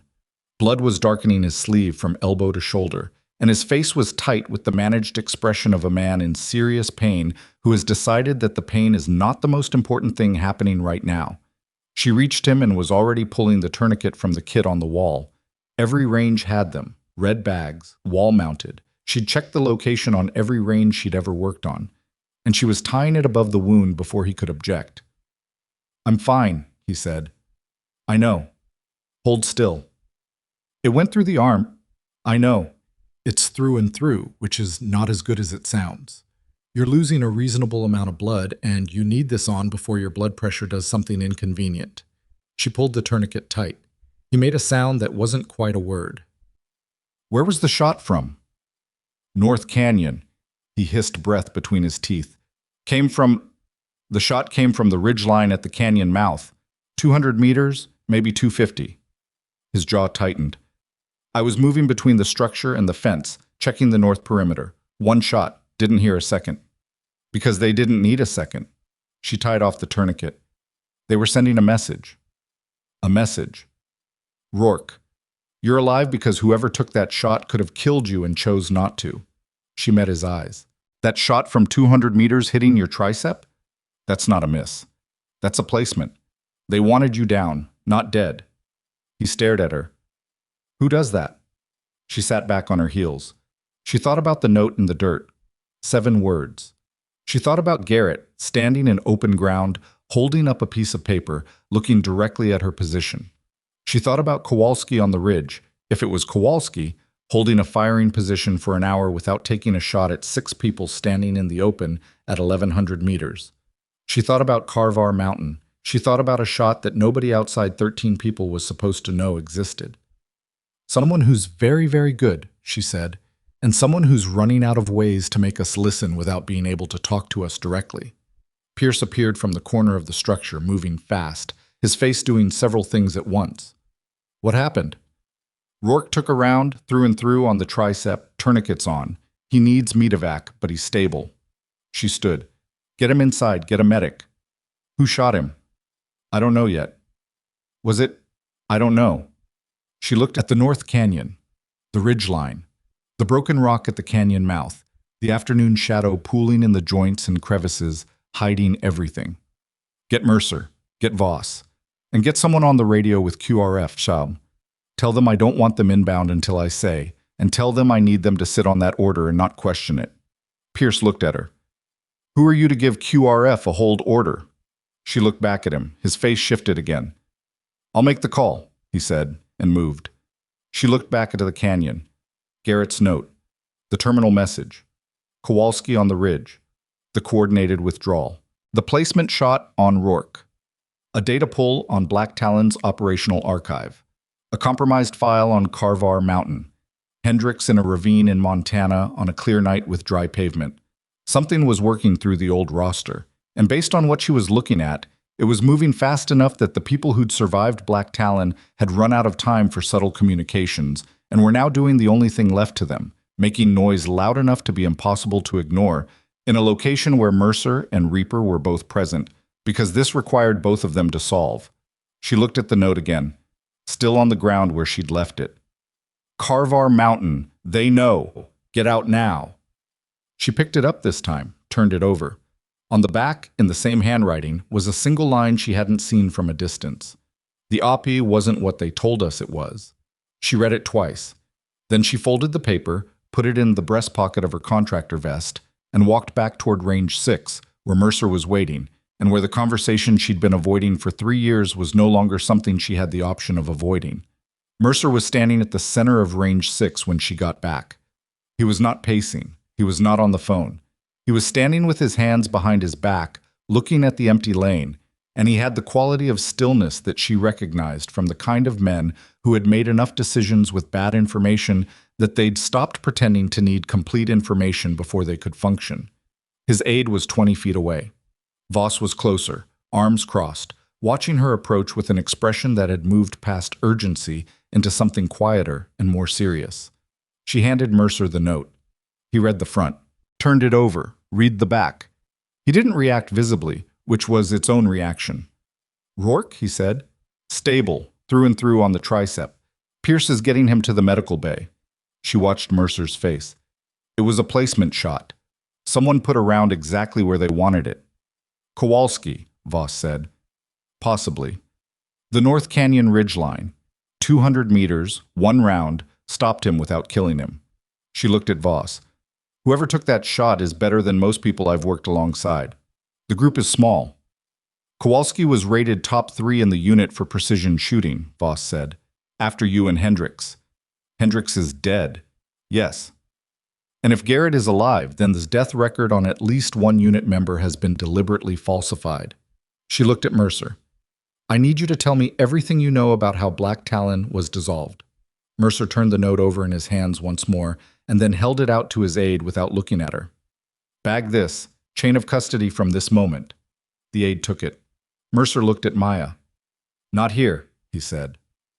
The facility's command room was a low-ceilinged space at the center of the main building, designed for range coordination rather than classified operations, which meant the secure communication setup was basic and the soundproofing was adequate rather than absolute. Mercer's aide ran a sweep before they went in. A physical sweep, no electronic equipment, which told Maya something about how seriously Mercer was taking the possibility that Blackstone's network had been compromised. The room held a table, 8 chairs, a wall-mounted display currently dark, and the faint smell of years of bad coffee. Mercer sat at one end. Voss sat across from Maya. Pierce was there, which surprised her slightly. She'd expected Mercer to exclude him. But the general had waved him in without explanation, and Pierce had taken the chair nearest the door and was sitting with his notebook open and his pen in his hand, which she noticed and filed. "Kaharvar Mountain," Mercer said. He said it the way you say the name of a place you've been carrying for years. "Who do you want me to start with?" "Start with who authorized the operation," she said. He looked at her steadily. "Above my level," he said. "How far above?" "Civilian oversight. The authorization came through a national security directive that I was shown but not permitted to retain a copy of." He folded his hands on the table. "At the time, I accepted that as standard protocol for Black Talon operations. The unit operated under a compartmentalization structure that was specifically designed to limit the paper trail." "Designed by who?" "The unit's architect." He paused. "Admiral Victor Kane." She'd known that name was coming. She'd been waiting for it the way you wait for weather. You've been watching build on the horizon, not surprised when it arrives, but still affected by the scale of it. "Kane," she said. "He's been retired for 4 years, officially. He left the service following a review process that was classified at the same level as Black Talon's operational records." Mercer looked at the table for a moment, then back at her. "I was part of that review. I can't discuss the details. What I can tell you is that the review concluded without formal charges, and Kane departed with his record intact." "But something happened," she said. "Something happened," he agreed. "What does that have to do with Kaharvar Mountain?" Mercer looked at Voss. Voss leaned forward with his elbows on the table, and she could see the way he was organizing what he was about to say. Not performing organization, actually doing it, choosing sequence and emphasis. "During the operational period, Black Talon ran 41 confirmed engagements," Voss said. 39 of those I have full records on. 2 I don't. Kaharvar Mountain is one of the 2. She looked at him.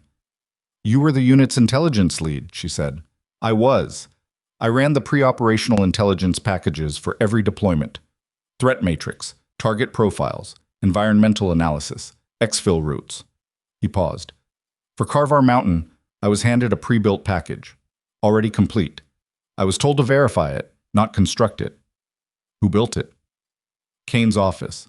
She sat back in her chair. That's not standard, she said. No, it's not. I raised it at the time and was told the operation was running under a special authorization that changed the normal process. He held her eyes. I verified what I was given. The package looked clean. Good intelligence, solid source attribution, legitimate threat profile. A reconnaissance team trapped on a mountain in hostile territory. Enemy forces closing. Extraction assets unavailable due to weather. He stopped. You know what you were told. She knew what she was told. She'd been told that a 12-man reconnaissance team from a joint service unit had been compromised during a surveillance operation in a mountainous region she was not permitted to name on any unclassified surface. She'd been told the team was trapped at elevation, surrounded, that extraction was impossible in the weather window, and that there was one viable option to disrupt the enemy's command element sufficiently to open an exfiltration corridor. One shot, long range, a specific target. She'd taken the shot. The team had gotten out. 11 of the 12. One had been wounded too severely to survive the exfiltration. She'd never been told his name. What wasn't true, she said. Voss looked at Mercer. Mercer took it. The reconnaissance team was real, he said. The extraction problem was real. The enemy forces were real. A pause, and she could hear the weight settling into the pause before he continued. The target was not who we told you he was. The command room was very quiet. Pierce had stopped writing. Say that again, she said. The individual you engaged at Carvar Mountain was presented to you as a regional enemy commander, a legitimate military target, a combatant whose elimination would disrupt the command structure and allow the team to exfiltrate. Mercer kept his eyes on her. He was not looking away, which she noted because it would have been easier to look away. He was not a combatant. She was very still. Then what was he? A government official, civilian, his country's deputy minister for external economic coordination. Mercer's voice stayed level through the whole sentence, the way a person's voice stays level when they've rehearsed the sentence enough times that the rehearsal has installed a kind of distance between the words and the feeling of saying them. He had been in contact with American intelligence assets and was preparing to transmit a document package that would have exposed a financial arrangement that Kane was involved in. A private arrangement, not sanctioned, not disclosed. The kind that ends careers and sometimes ends more than careers. She heard the words, she heard all of them, in sequence, and her brain assembled them into the structure they formed. Kane used me, she said. Yes. He used Black Talon as a private instrument, to protect himself. That is what the evidence suggests. The evidence that exists, which is not complete, and which has been difficult to access because the same compartmentalization structure that protected the unit's legitimate operations also protected this. She looked at her hands on the table. Her hands were not shaking. They were completely still, which was the thing about her hands. They were always still when everything else was not. It was the feature of her physiology that had made her what she was, and right now she hated it. The man who died during exfiltration, she said. We believe he was the source handler, the intelligence contact who had been working with the deputy minister. Mercer let that settle for one beat. He likely knew what the operation actually was. His death may not have been a consequence of the exfil conditions. You're saying he was eliminated. I'm saying it's possible. I'm saying we don't have enough information to say it wasn't. She stood up from the chair, moved to the far wall, stood with her back to the room for long enough to take 3 complete breaths, and then turned around. How long have you known this? She said. I've known parts of it for 2 years. I've known the full picture for approximately 7 months. He held her eyes. I want you to understand something. When I came to Blackstone, it was not to rebuild Black Talon. That story was the cover. It was the explanation I needed to get on this installation, get eyes on you, and have a conversation that I couldn't have through any other channel without exposing what I knew to people I don't trust. She stared at him. The reactivation isn't real, she said. There are people who want the unit rebuilt. That part is real. But that's not why I'm here. Then why are you here? Because Kane is moving. He said it simply, and the simplicity of it was more alarming than anything else that had been said in the last 5 minutes. He's been retired for 4 years, and he's been quiet. And approximately 6 months ago, he stopped being quiet. He's been accessing the Black Talon operational archive. He's been running a data poll on the old roster. He's been eliminating witnesses, she said. Yes. Hendricks? Yes. And Kowalski went dark because she's running. We believe so. We believe Garrett faked his own death for the same reason, to drop off Kane's targeting list. Both of them have been in contact with Voss through a back channel that Voss established 2 years ago precisely because he thought this situation was possible. Mercer looked at Voss.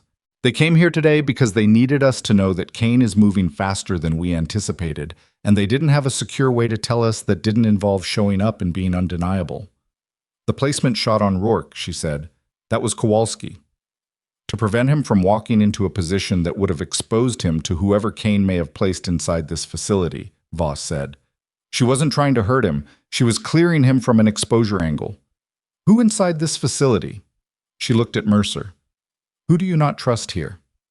He was quiet for a moment. The terminal message that appeared yesterday, he said. We established that it came through admin-level access. The facility's internal admin roster has 11 names on it. He looked at Pierce. Pierce looked up from his notebook. My team ran the access logs this morning, Pierce said. His voice had lost every trace of the previous day's authority performance. What was left was younger and more careful. The admin credential used for the message was assigned to a civilian network administrator named Terrence Webb.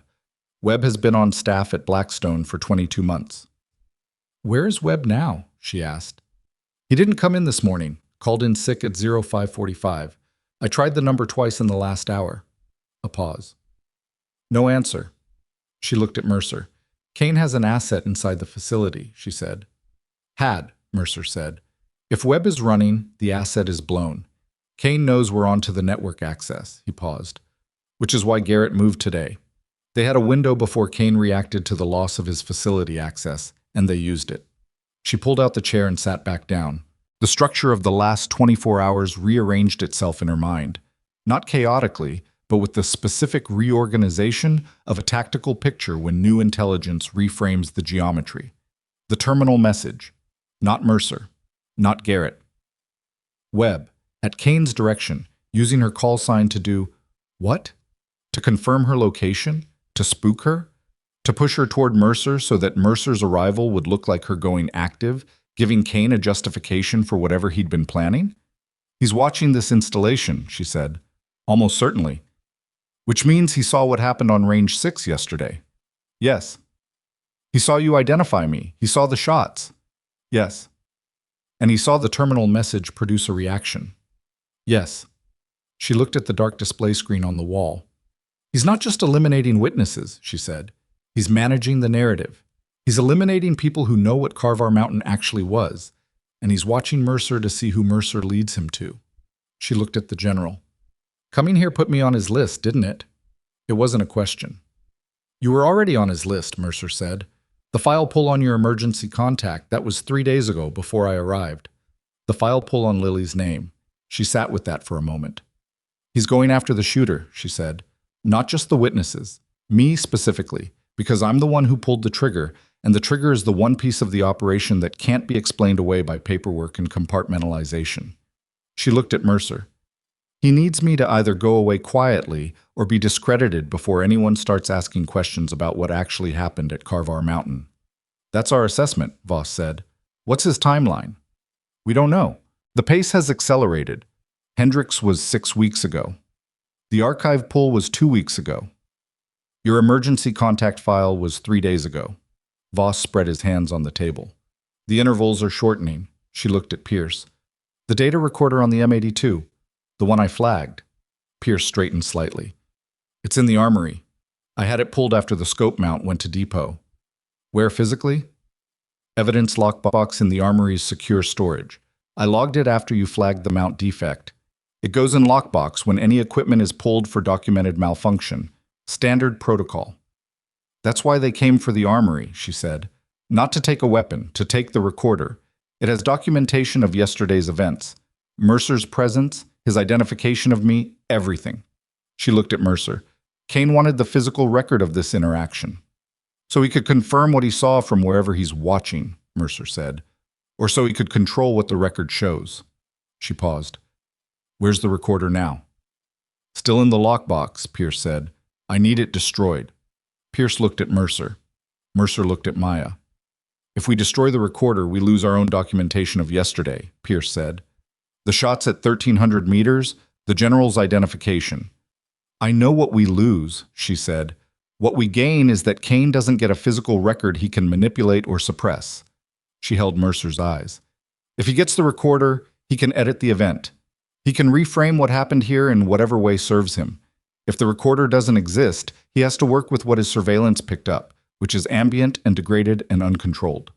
She's right, Voss said. Pierce opened his mouth, then closed it, then looked at his notebook, then looked at Mercer. Sir? Mercer was quiet for a moment. Destroy the recorder, he said. Pierce stood and left the room without the notebook. Mercer looked at Maya. There's something else, he said. Something I came here specifically to tell you, and the events of the last 2 days have made it harder to find the right moment. He paused. The Carvar Mountain file, the complete operational record, including the pre-built intelligence package from Kane's office, the original target package, and the after-action documentation. He reached into the interior pocket of his uniform jacket and withdrew a flat drive, thumb-size, standard USB profile, no markings.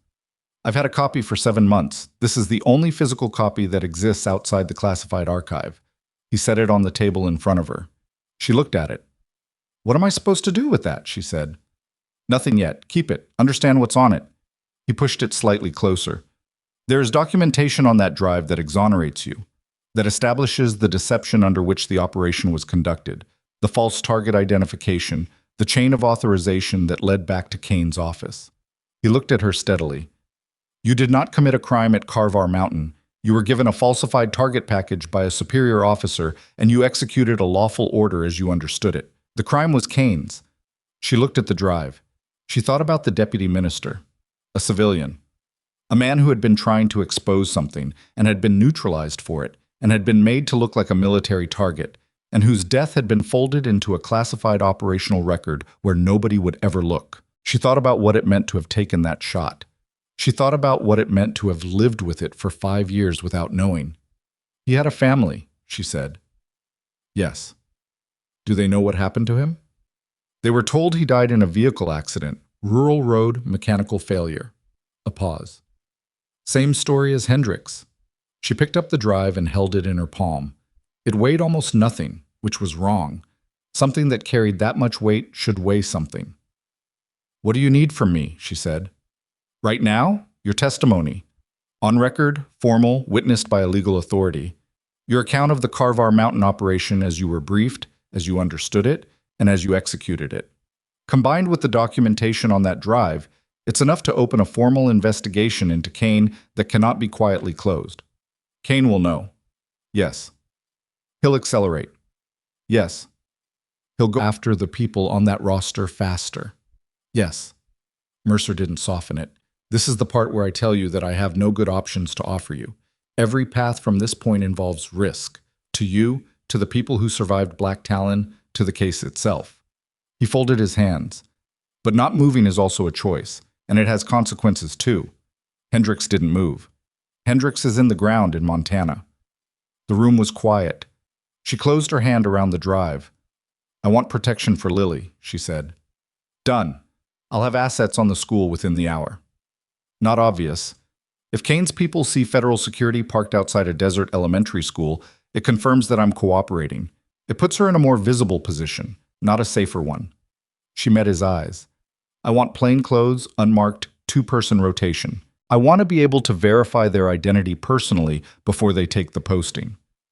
I can do that. And I want Garrett and Kowalski brought in. Not arrested, brought in safely. They've been running for weeks. They came here today because they were out of options, and they deserve to be somewhere that isn't a canyon ridge or a maintenance track.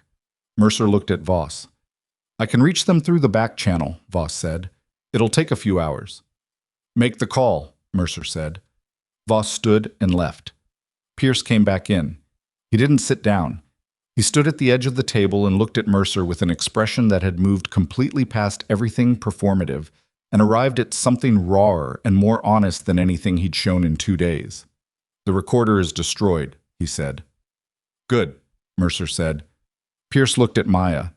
He'd been holding something for a while. She could see it in the set of his jaw and the particular way he was keeping his eyes from settling too long on any one surface.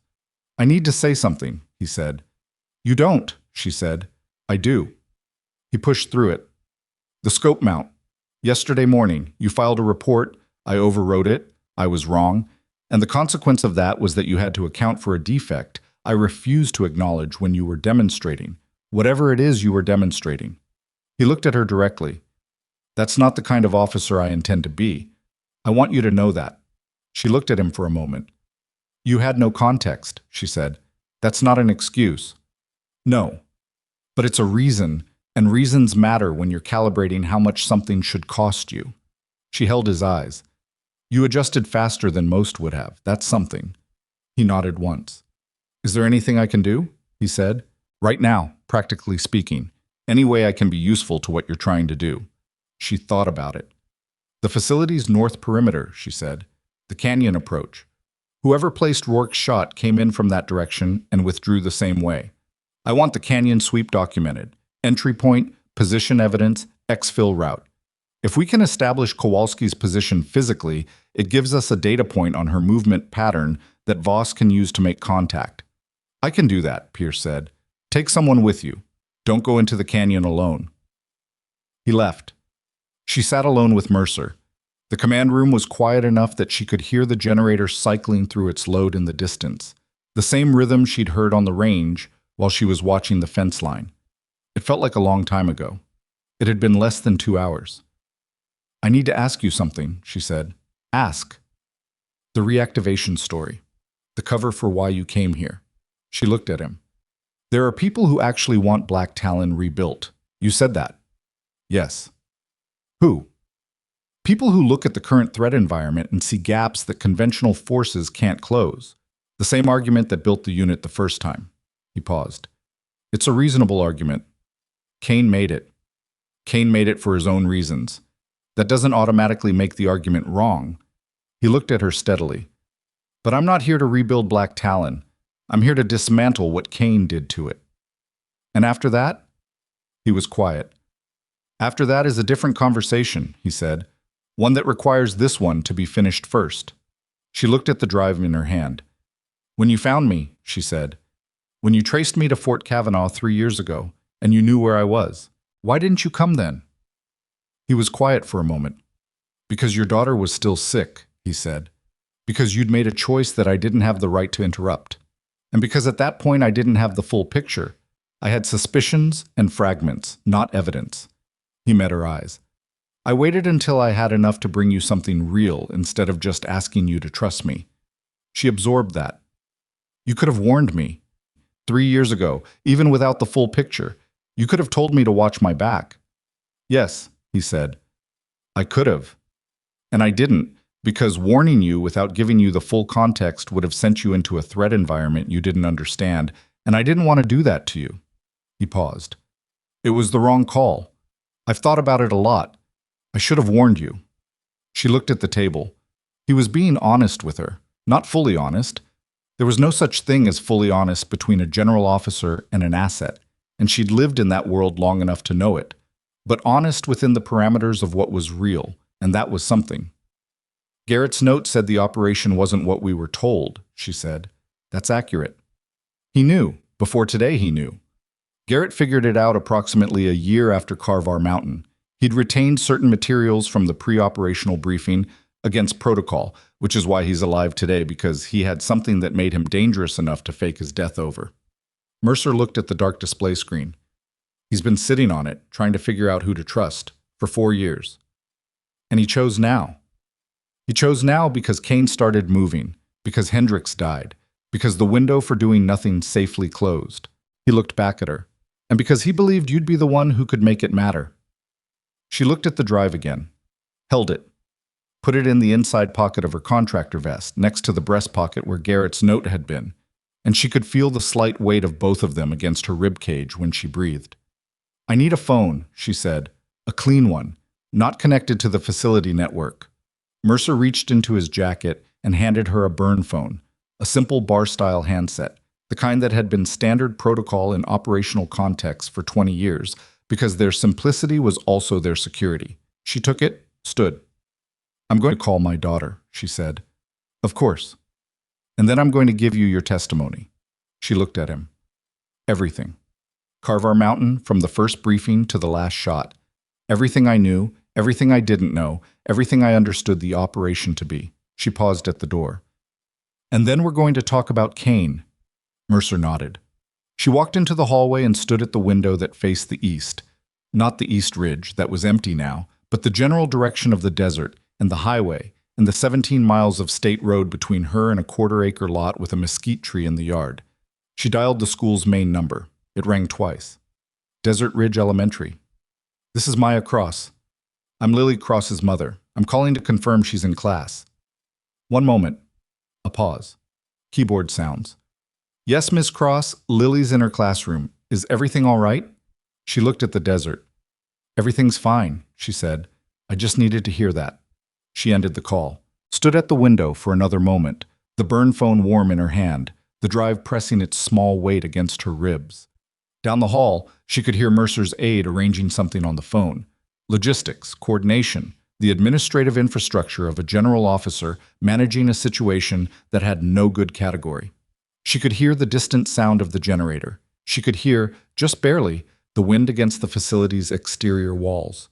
She had spent 3 years making herself small enough to fit inside a life that required nothing from her that she wasn't willing to give. She had been good at it.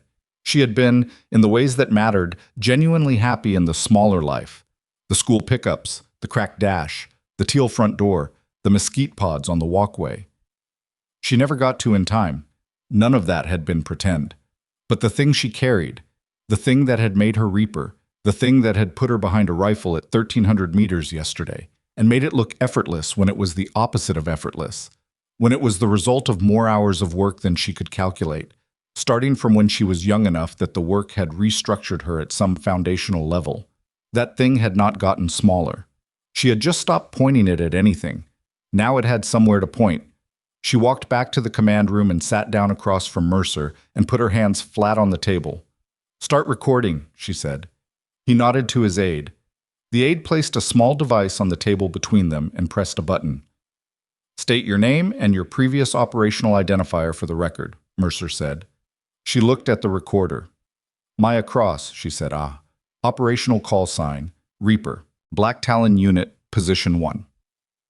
I want to give a full account of the operation designated Carvar Mountain as I understood it, and as I executed it." She paused. "And I want to talk about what I know now that I didn't know then." The recorder continued its small, patient work.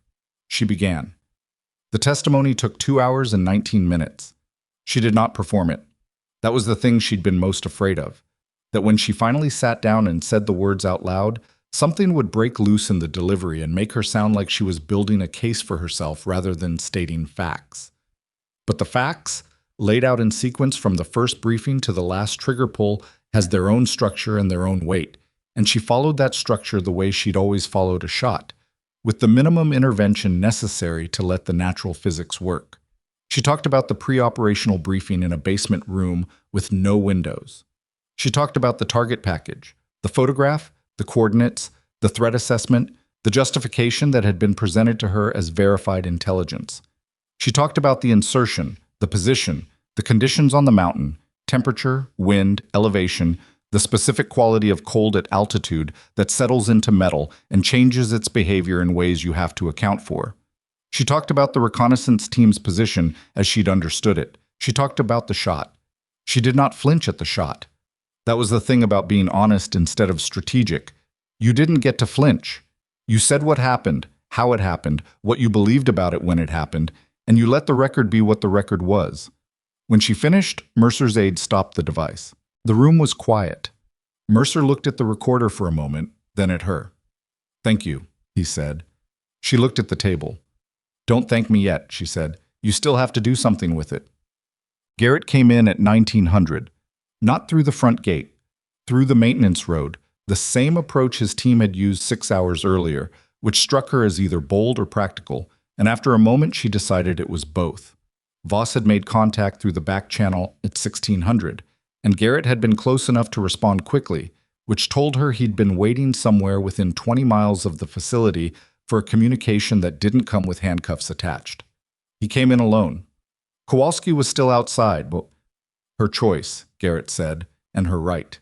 She'd held a firing position for an hour without pulling the trigger and then placed a through and through on a moving target at 200 meters to redirect a man away from an exposure angle. She'd earned the right to decide for herself when she was ready to be in a room. Maya met Garrett in the facility's main corridor. He looked worse up close than he had through a 32 power optic. The scar along his jaw was significant. Whatever had caused it had been violent and imperfectly healed, the kind of wound that had been closed under field conditions by someone doing the best they could with what was available. His eyes had the particular quality of someone who'd spent a long time being careful and was now navigating the unfamiliar sensation of being somewhere that might be safe. He stopped when he saw her. She stopped when she saw him. They stood in the corridor for a moment without saying anything. "You look like you've been sleeping outside," she said. "On and off." He exhaled. "You look normal, like you work here." "I do work here." "I know." He looked at the facility around him, the institutional walls, the fluorescent lighting. "I almost didn't come in. I've been outside the wire for so long that being inside a building with the right people feels like a trap. It's not a trap." "I know." He looked at her. "I know, Maya." She gestured toward the corridor. "Come on," she said. "Mercer's waiting. We have a lot to cover before tonight." He fell in beside her, and she could feel the particular quality of relief that people carry when they've been doing something alone for too long and have finally reached a point where they can put some of the weight down. She recognized it because she'd felt it herself. In the command room, somewhere in the middle of the second hour of testimony, when she'd realized that the thing she'd been carrying for 5 years was becoming a record rather than a secret, and that those were very different things. The debrief ran until 2200. Garrett had materials. Not physical materials, those he'd left somewhere outside, but memory for detail that was extraordinary and specific, the product of 4 years of going over the same information until it was structural. He confirmed the false target package. He confirmed that the operations authorization had been routed through Kane's office outside the normal Black Talon command structure. He confirmed that the source handler, the man who died during exfiltration, had been named Samir Okafor, that he'd been a legitimate intelligence asset with a file that was now buried in 3 different classification layers, and that his family in a city she was not permitted to name had been told the vehicle accident story and had received a survivor's benefit payment from a fund that had no official documentation. He confirmed that he had a copy of a specific communication between Kane's office and the officer who'd built the false target package. He said the copy was physical, on paper, stored in a location outside the United States, and that he could produce it through a third-party legal conduit within 72 hours. Mercer listened to all of it with the same focused attention he'd given her testimony, asking questions that were short and specific, redirecting when Garrett started filling in gaps with inference rather than fact. Voss took notes. Pierce sat at the end of the table and said nothing for most of it, because there was nothing for him to say, and he'd figured that out. At 2140, Rourke came in. His arm was bandaged, the tourniquet replaced with a proper dressing, and he was moving with the careful economy of someone in significant pain who was not interested in anyone noticing. He sat down at the table without being invited and looked at Mercer. "I want to know what's happening," he said. "All of it. I took a round on this installation, and I've been in the medical bay while the explanation happened without me." "TSSCI current," Pierce said quietly to Mercer. Mercer looked at Rourke. "Close the door," he said. Rourke closed it. They told him. He listened the way he did everything, with the total attention of someone who has learned that partial information gets people killed and has therefore made complete information a personal discipline. When they finished, he was quiet for a moment. "The woman on the ridge," he said, "the one who shot me." "Kowalski," Maya said. "She was keeping you out of an exposure angle." He absorbed that. "She could have called out," he said. "She didn't have a secure line to your radio, and a shout from the canyon would have been audible to anyone monitoring the perimeter." He looked at his bandaged arm. "That's a hell of a way to deliver a message," he said. "She's a hell of a shot." "Apparently." He looked at Maya. "And the testimony. That's going to move up the chain." "Yes." which means Kane knows soon. Mercer's people are managing the timeline. They'll have assets in position before the formal notification goes up. She looked at Rourke directly. Garrett's communication, my testimony, the drive Mercer's been holding for 7 months. It's enough to open an investigation that can't be quietly closed. Kane is connected, he's careful, and he has resources. But he doesn't have the one thing that makes an investigation survivable. What's that? Multiple independent sources saying the same thing. She looked around the table. He can discredit one. He can't discredit all of us simultaneously without the attempt itself becoming evidence. Rourke looked at the table. All right, he said, then quieter. I'm sorry I put you on that range to prove something. She looked at him. You didn't know. Doesn't matter. I did it because Pierce pushed and I was curious, and that's not a good enough reason to put someone in that position. He met her eyes. You were right about the scope mount. You were right about everything you said in that armory, and I treated you like you needed to prove your right to have said it. She held his eyes for a moment. Rourke, she said. Yeah. You changed your read faster than most would have. That day, before any of this, before Mercer, before the message, you were already adjusting. I was already embarrassed. Same thing sometimes. He almost smiled. It was a small, uncomfortable, genuine thing, and it lasted about 2 seconds, and then they both looked elsewhere because the moment had done what it needed to do. Kowalski came in at 23:15. She came in the same way Garrett had, through the maintenance road, alone, unarmed, with the careful bearing of someone who'd spent weeks in the field and was managing the re-entry into institutional space with conscious effort. She was 41, compact, with dark circles under her eyes that were not recent and hair that had been cut practically rather than recently. She walked into the corridor and stopped when she saw Rourke, who was standing by the wall with his bandaged arm and his particular expression. Sergeant Rourke, she said. That was a precise shot, he said. It was supposed to be. You put me on the ground. I put you behind cover. Her voice was flat but not hostile. You were 3 steps from a sightline that exposed you to the maintenance road. If Kane had someone positioned there, you would have been a target of opportunity. I needed you down and out of the angle. She paused. I'm sorry for the wound. I was running a compressed timeline with a degraded position, and the margin was smaller than I wanted. Rourke looked at her for a long moment. Next time, he said, try a shout. If there's a next time, I will. He stepped aside from the doorway. She walked through. The formal process of what Mercer was building took 3 more days.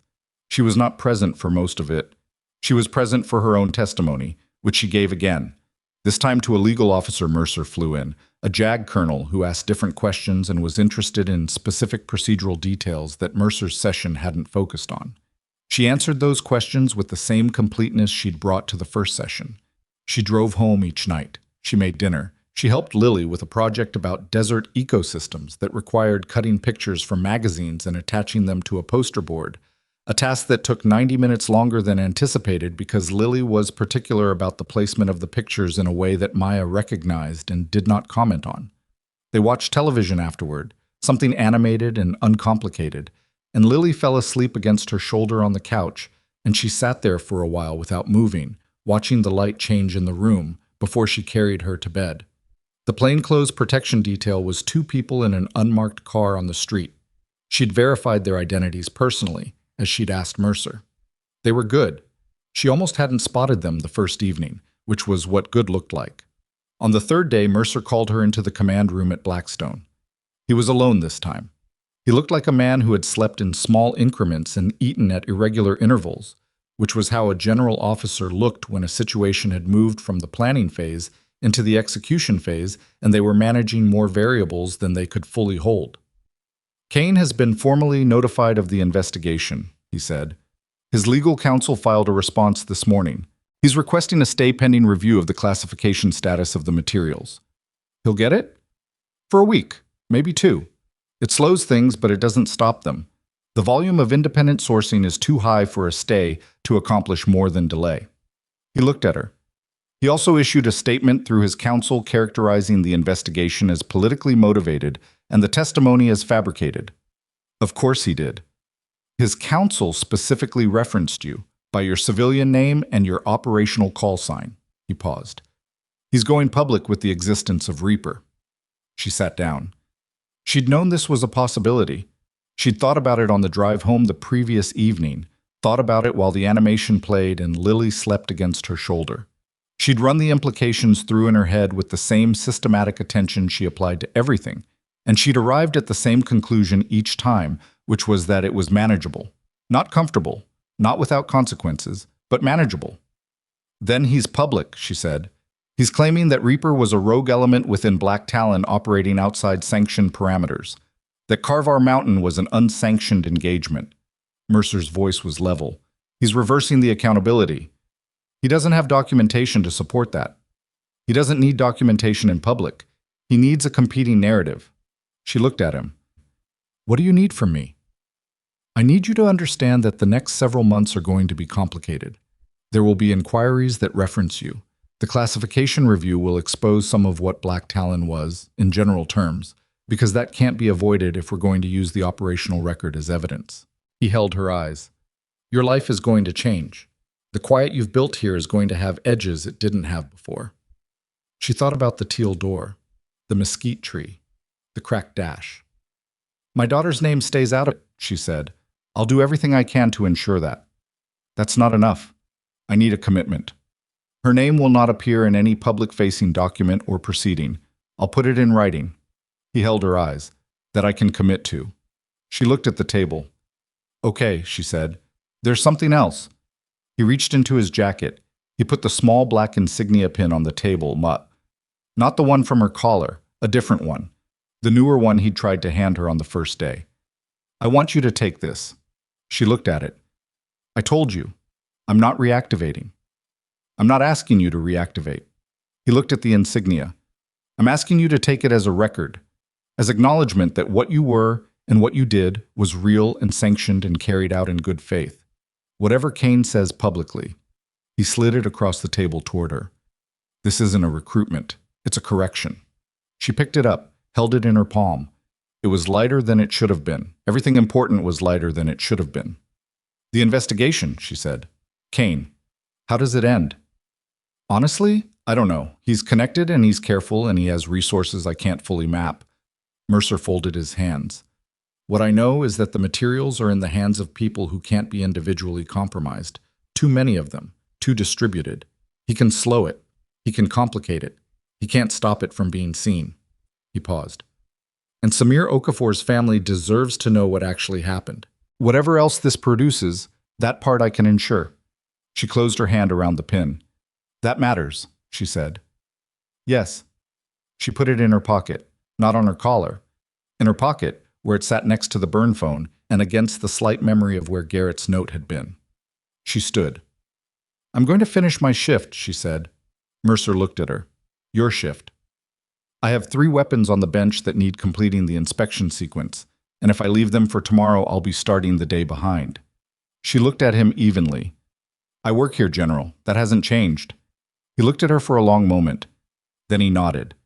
She walked out of the command room and down the corridor and out the facility's main door into the late afternoon desert, where the heat was performing its daily descent from brutal to bearable, and the light across the canyon was that particular compound color it reached in the hour before sunset. Not gold, not orange, something that didn't have a clean name. She walked across the open ground to the armory. Well, Pierce was there when she arrived. He was working at the bench, not weapons inspection, something administrative. A qualification form that required signatures and cross-references and the specific tedium of military paperwork. He looked up when she came in. I thought you were with Mercer, he said. Done. She went to her bench and picked up where she'd left off. The inspection was a standard sequence and her hands went through it without needing instruction. Pierce was quiet for a moment. Can I ask you something? You can ask. Why are you still here, at Blackstone, doing equipment inspection? He said it without condescension, genuinely asking. After everything that's happened in the last 3 days. After the testimony, after what Mercer told you about the investigation. You could be anywhere. She checked the firing pin. I'm here because this is my job, she said, but you don't have to. Pierce. She looked up at him. This is the job I took. These are the weapons I'm responsible for. Someone's going to qualify on this equipment, and I want it right when they do. She held his eyes. That's not complicated. He looked at her for a moment. No, he said. I guess it's not. She went back to the inspection. After a while, he went back to his paperwork. They worked in the same room in a silence that had none of the previous tension in it. Just two people doing work that needed doing, in a facility in the desert, in the late afternoon.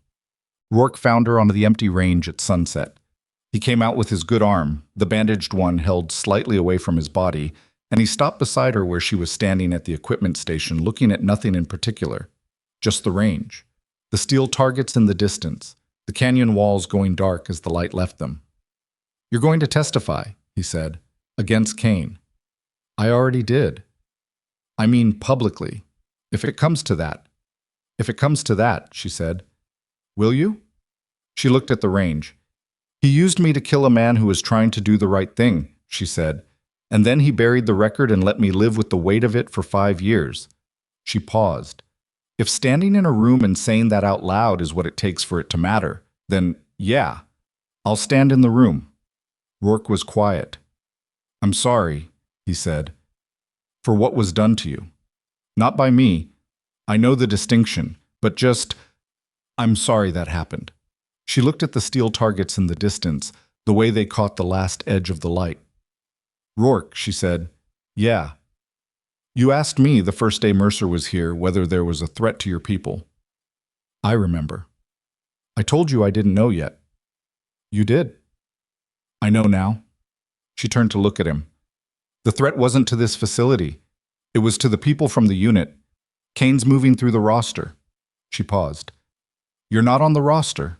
Your people aren't on the roster. Blackstone got pulled into this because Mercer needed a credible reason to be here, and Garrett and Kowalski chose it because we were here. She held his eyes. Your people were never the target. I want you to know that. He absorbed it. The wound on my arm says otherwise, he said. The wound on your arm says Kowalski needed you out of an exposure angle and didn't have a better option. She looked at him. She didn't choose you as a target. She chose you as a problem to solve. He thought about that. I'm going to spend some time deciding how I feel about that, he said. That seems fair. He looked at the range, the fading light, the empty lanes. Those shots you took, he said. 1,300 meters. Compromised optic, gusting wind. He shook his head slightly. I've been doing this for 11 years. I've never seen anything like that. It's just physics, she said. No, he said. It's not. He looked at her. Physics is what I can teach. What you did is something else. She didn't answer. Do you miss it? He asked. The operational work. Not the equipment rotation. The real thing. She looked at the desert, the darkening mesa, the place where the canyon mouth opened into the larger dark of the evening sky. Parts of it, she said honestly. I miss the clarity. When you're in the field and you have a mission and everything gets very simple, there's the objective, there's the route, there's the shot. Everything that isn't, that falls away. She paused. The rest of life is not like that. The rest of life is complicated and slow and doesn't have clean come-ups. But you chose the rest of life. I chose my daughter, she said, which is the same thing and also something completely different. He nodded slowly. If it goes further, he said, the Kane investigation. If it turns into something that requires you to be somewhere other than a desert equipment rotation. He paused, finding the words. Lily's school. I grew up 40 miles from here. I know people. If you needed someone who could be there, not federal assets, not official anything, just a person who knows the area and can be somewhere in 10 minutes. He looked at her. I'm saying I can be that. She looked at him. I was looking at the range, not at her, the way people look away when they've said something that cost them something and don't want to watch it land. Thank you, she said. Don't make it a thing. I'm not. I'm just saying thank you. He nodded once. They stood on the empty range as the last light left the canyon and the desert went gray and then dark, and the steel targets at distance became shapes and then suggestions, and then just the idea of something solid at the far end of a long, quiet lane. She picked Lily up from school herself the next afternoon. The protection detail was still in place. She could see the unmarked car on the street, but she'd requested that they maintain distance during school hours, and they had, and so it was just her truck and the school's pickup line, the engine running, the the radio finding no station she wanted. Lily came out in a group of kids and then peeled off when she spotted the truck, walking fast the way she did when she was happy, and didn't want to show it by running. She got in and set her backpack at her feet and looked at her mother's face. "What?" Lily said. "Nothing. How was school?" "Normal." Marcus tried to hold his breath again. He made it to 40 seconds. "Progress. Ms. Vanek said we're doing a state capitals test next week." Lily pulled out a worksheet. "I already know most of them." "Yeah?" "I've been practicing." She looked at the worksheet. "Mom." "Yeah." "Are those people still going to be parked on our street?" Maya looked at her. She'd noticed. Of course she'd noticed. "For a while," Maya said. "Are we in trouble?" "No." "Are you in trouble?" She pulled out of the pickup line and onto the street, taking the route home that ran past the Mesa rather than the highway. Longer, but the light was better in the evening, and Lily liked to watch the jackrabbits in the scrub on that side of the road. "Some people I used to work with a long time ago are in trouble," she said, "and I'm helping make it better. While that's happening, those people outside are there to make sure we're fine." "What kind of trouble?" "The kind that adults make when they think they can do something wrong and not have anyone notice." Lily considered this with the serious, deliberate attention she applied to most things. "Did they do something wrong to you?" she asked. Maya looked at the road. "Yes," she said. "And you're fixing it?" "I'm trying to." Lily looked at her worksheet. "Good," she said, simply. They drove in silence for a while, the truck moving through the evening desert, the mesa going red-orange on their right side, the jackrabbits doing whatever jackrabbits did in the last warmth of the day. "Mom," Lily said. "Yeah." "The thing you do. The thing from before you were a tech." Maya looked at the road. "What about it? Are you going back to it?" She thought about the command room, the recorder, the testimony, the insignia pin in her pocket. She thought about Garrett's face in the open ground, holding up the note. She thought about Kowalski on the ridge, holding her position for an hour without pulling the trigger, waiting to be sure. She thought about Rourke on the empty range, looking at the targets, saying it's not just physics. "I'm not going back to the field," she said. "That's not what any of this is." "Then what is it?" She thought about how to say it. "Remember when your friend Daniela's older brother took credit for work that she did?" she said. "Yeah. And Daniela had to tell the teacher what actually happened, even though it was scary and embarrassing because she didn't want to make it into a big thing? Yeah. This is like that, except bigger, and the teacher is the government." She paused. "And instead of a school project, someone got hurt." Lily was quiet for a moment. "But you're fixing it," she said. "I'm trying." "Okay." Lily looked at her worksheet again. "Sacramento." "What?" "Sacramento is the capital of California. I always forget it, and then I remember it." She held up the worksheet. "I'm practicing out loud. It helps." Maya looked at her for a second. Then she looked back at the road. "Sacramento," she said. "Juneau," Lily said. "Alaska." "Good." She made a check mark. "You know your state capitals." "I have hidden depths." Lily made a sound that was almost a laugh, mostly a skeptical exhale, entirely her own. They drove home through the desert in the last of the evening light, and Maya kept both hands on the wheel and let herself be in the truck, on the road, next to her daughter, without any other requirement than that.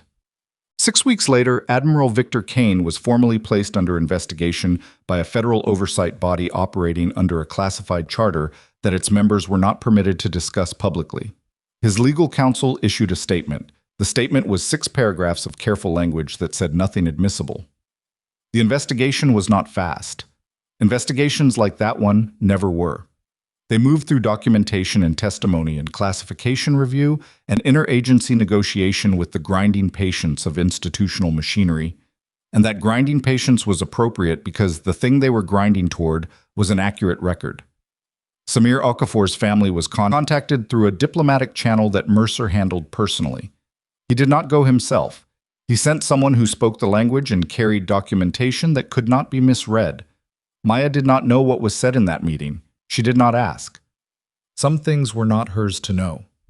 What she knew was that it happened, and that it was the most important thing to come from any of it, and she held that knowledge the way she held the things that mattered most, quietly, without display, as part of the architecture of who she was. Garrett surfaced from his false death through a legal process that Mercer's team managed with discretion and produced the physical communication he'd promised within the 72-hour window.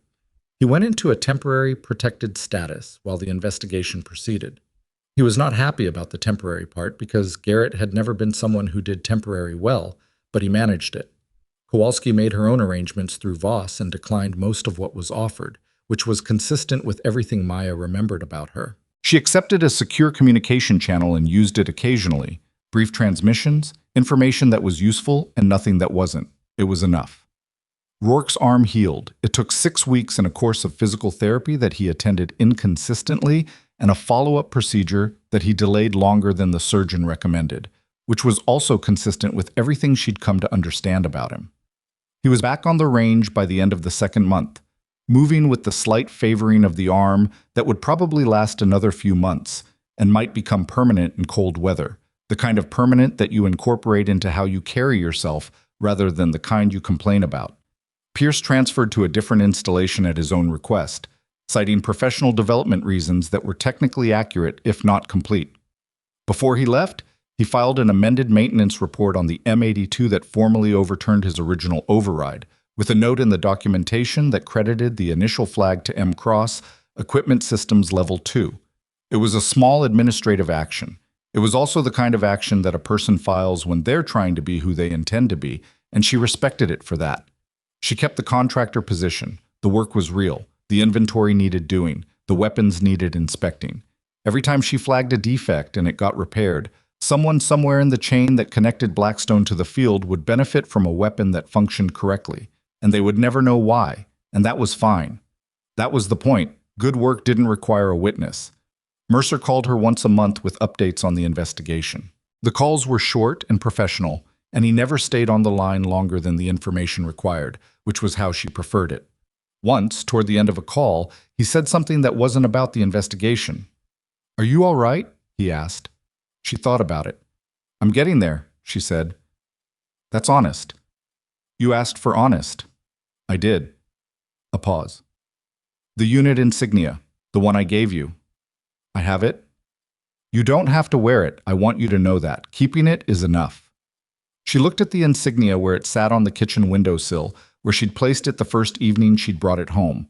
Not prominently, not hidden, just there, in the light, visible, without being displayed. "I know," she said. She had not made a decision about it. She was allowing herself to not make a decision about it, which was its own kind of decision, and one she'd earned. She went to work. She came home. She helped Lily with state capitals and desert ecosystems and a science project involving a baking soda volcano that was significantly more enthusiastic than the instructions had anticipated and left a notable stain on the kitchen table that became a permanent feature. She cleared the mesquite pods from the walkway. Eventually, late, the way she always did. She drove the truck with the cracked dash and the radio that found everything except the station she wanted. She was not Reaper in the field. She was not the person she'd been trying to be for 3 years, either. The version of herself without history, without weight, without a past that occasionally sent people to ridgelines and maintenance roads to find her. She was something that didn't have a clean name yet, something in process, like the investigation, like the record being corrected, like the slow work of becoming accurate about what had happened and what it meant, and who bore the cost of it, and who deserved to have that cost acknowledged. She was working on it. That was enough. On a Thursday morning in early October, she drove to Blackstone in the dark before sunrise and parked in the lot and sat for a moment before going in. The sky to the east was that pre-dawn color that wasn't black and wasn't blue, something between the two that had no name and lasted only a few minutes before the light arrived and named everything. She sat in the truck and watched it. Then she got out and went to work. The strongest thing a person can do is not the hardest shot they ever take. It's choosing, every ordinary day, what they're willing to protect and why.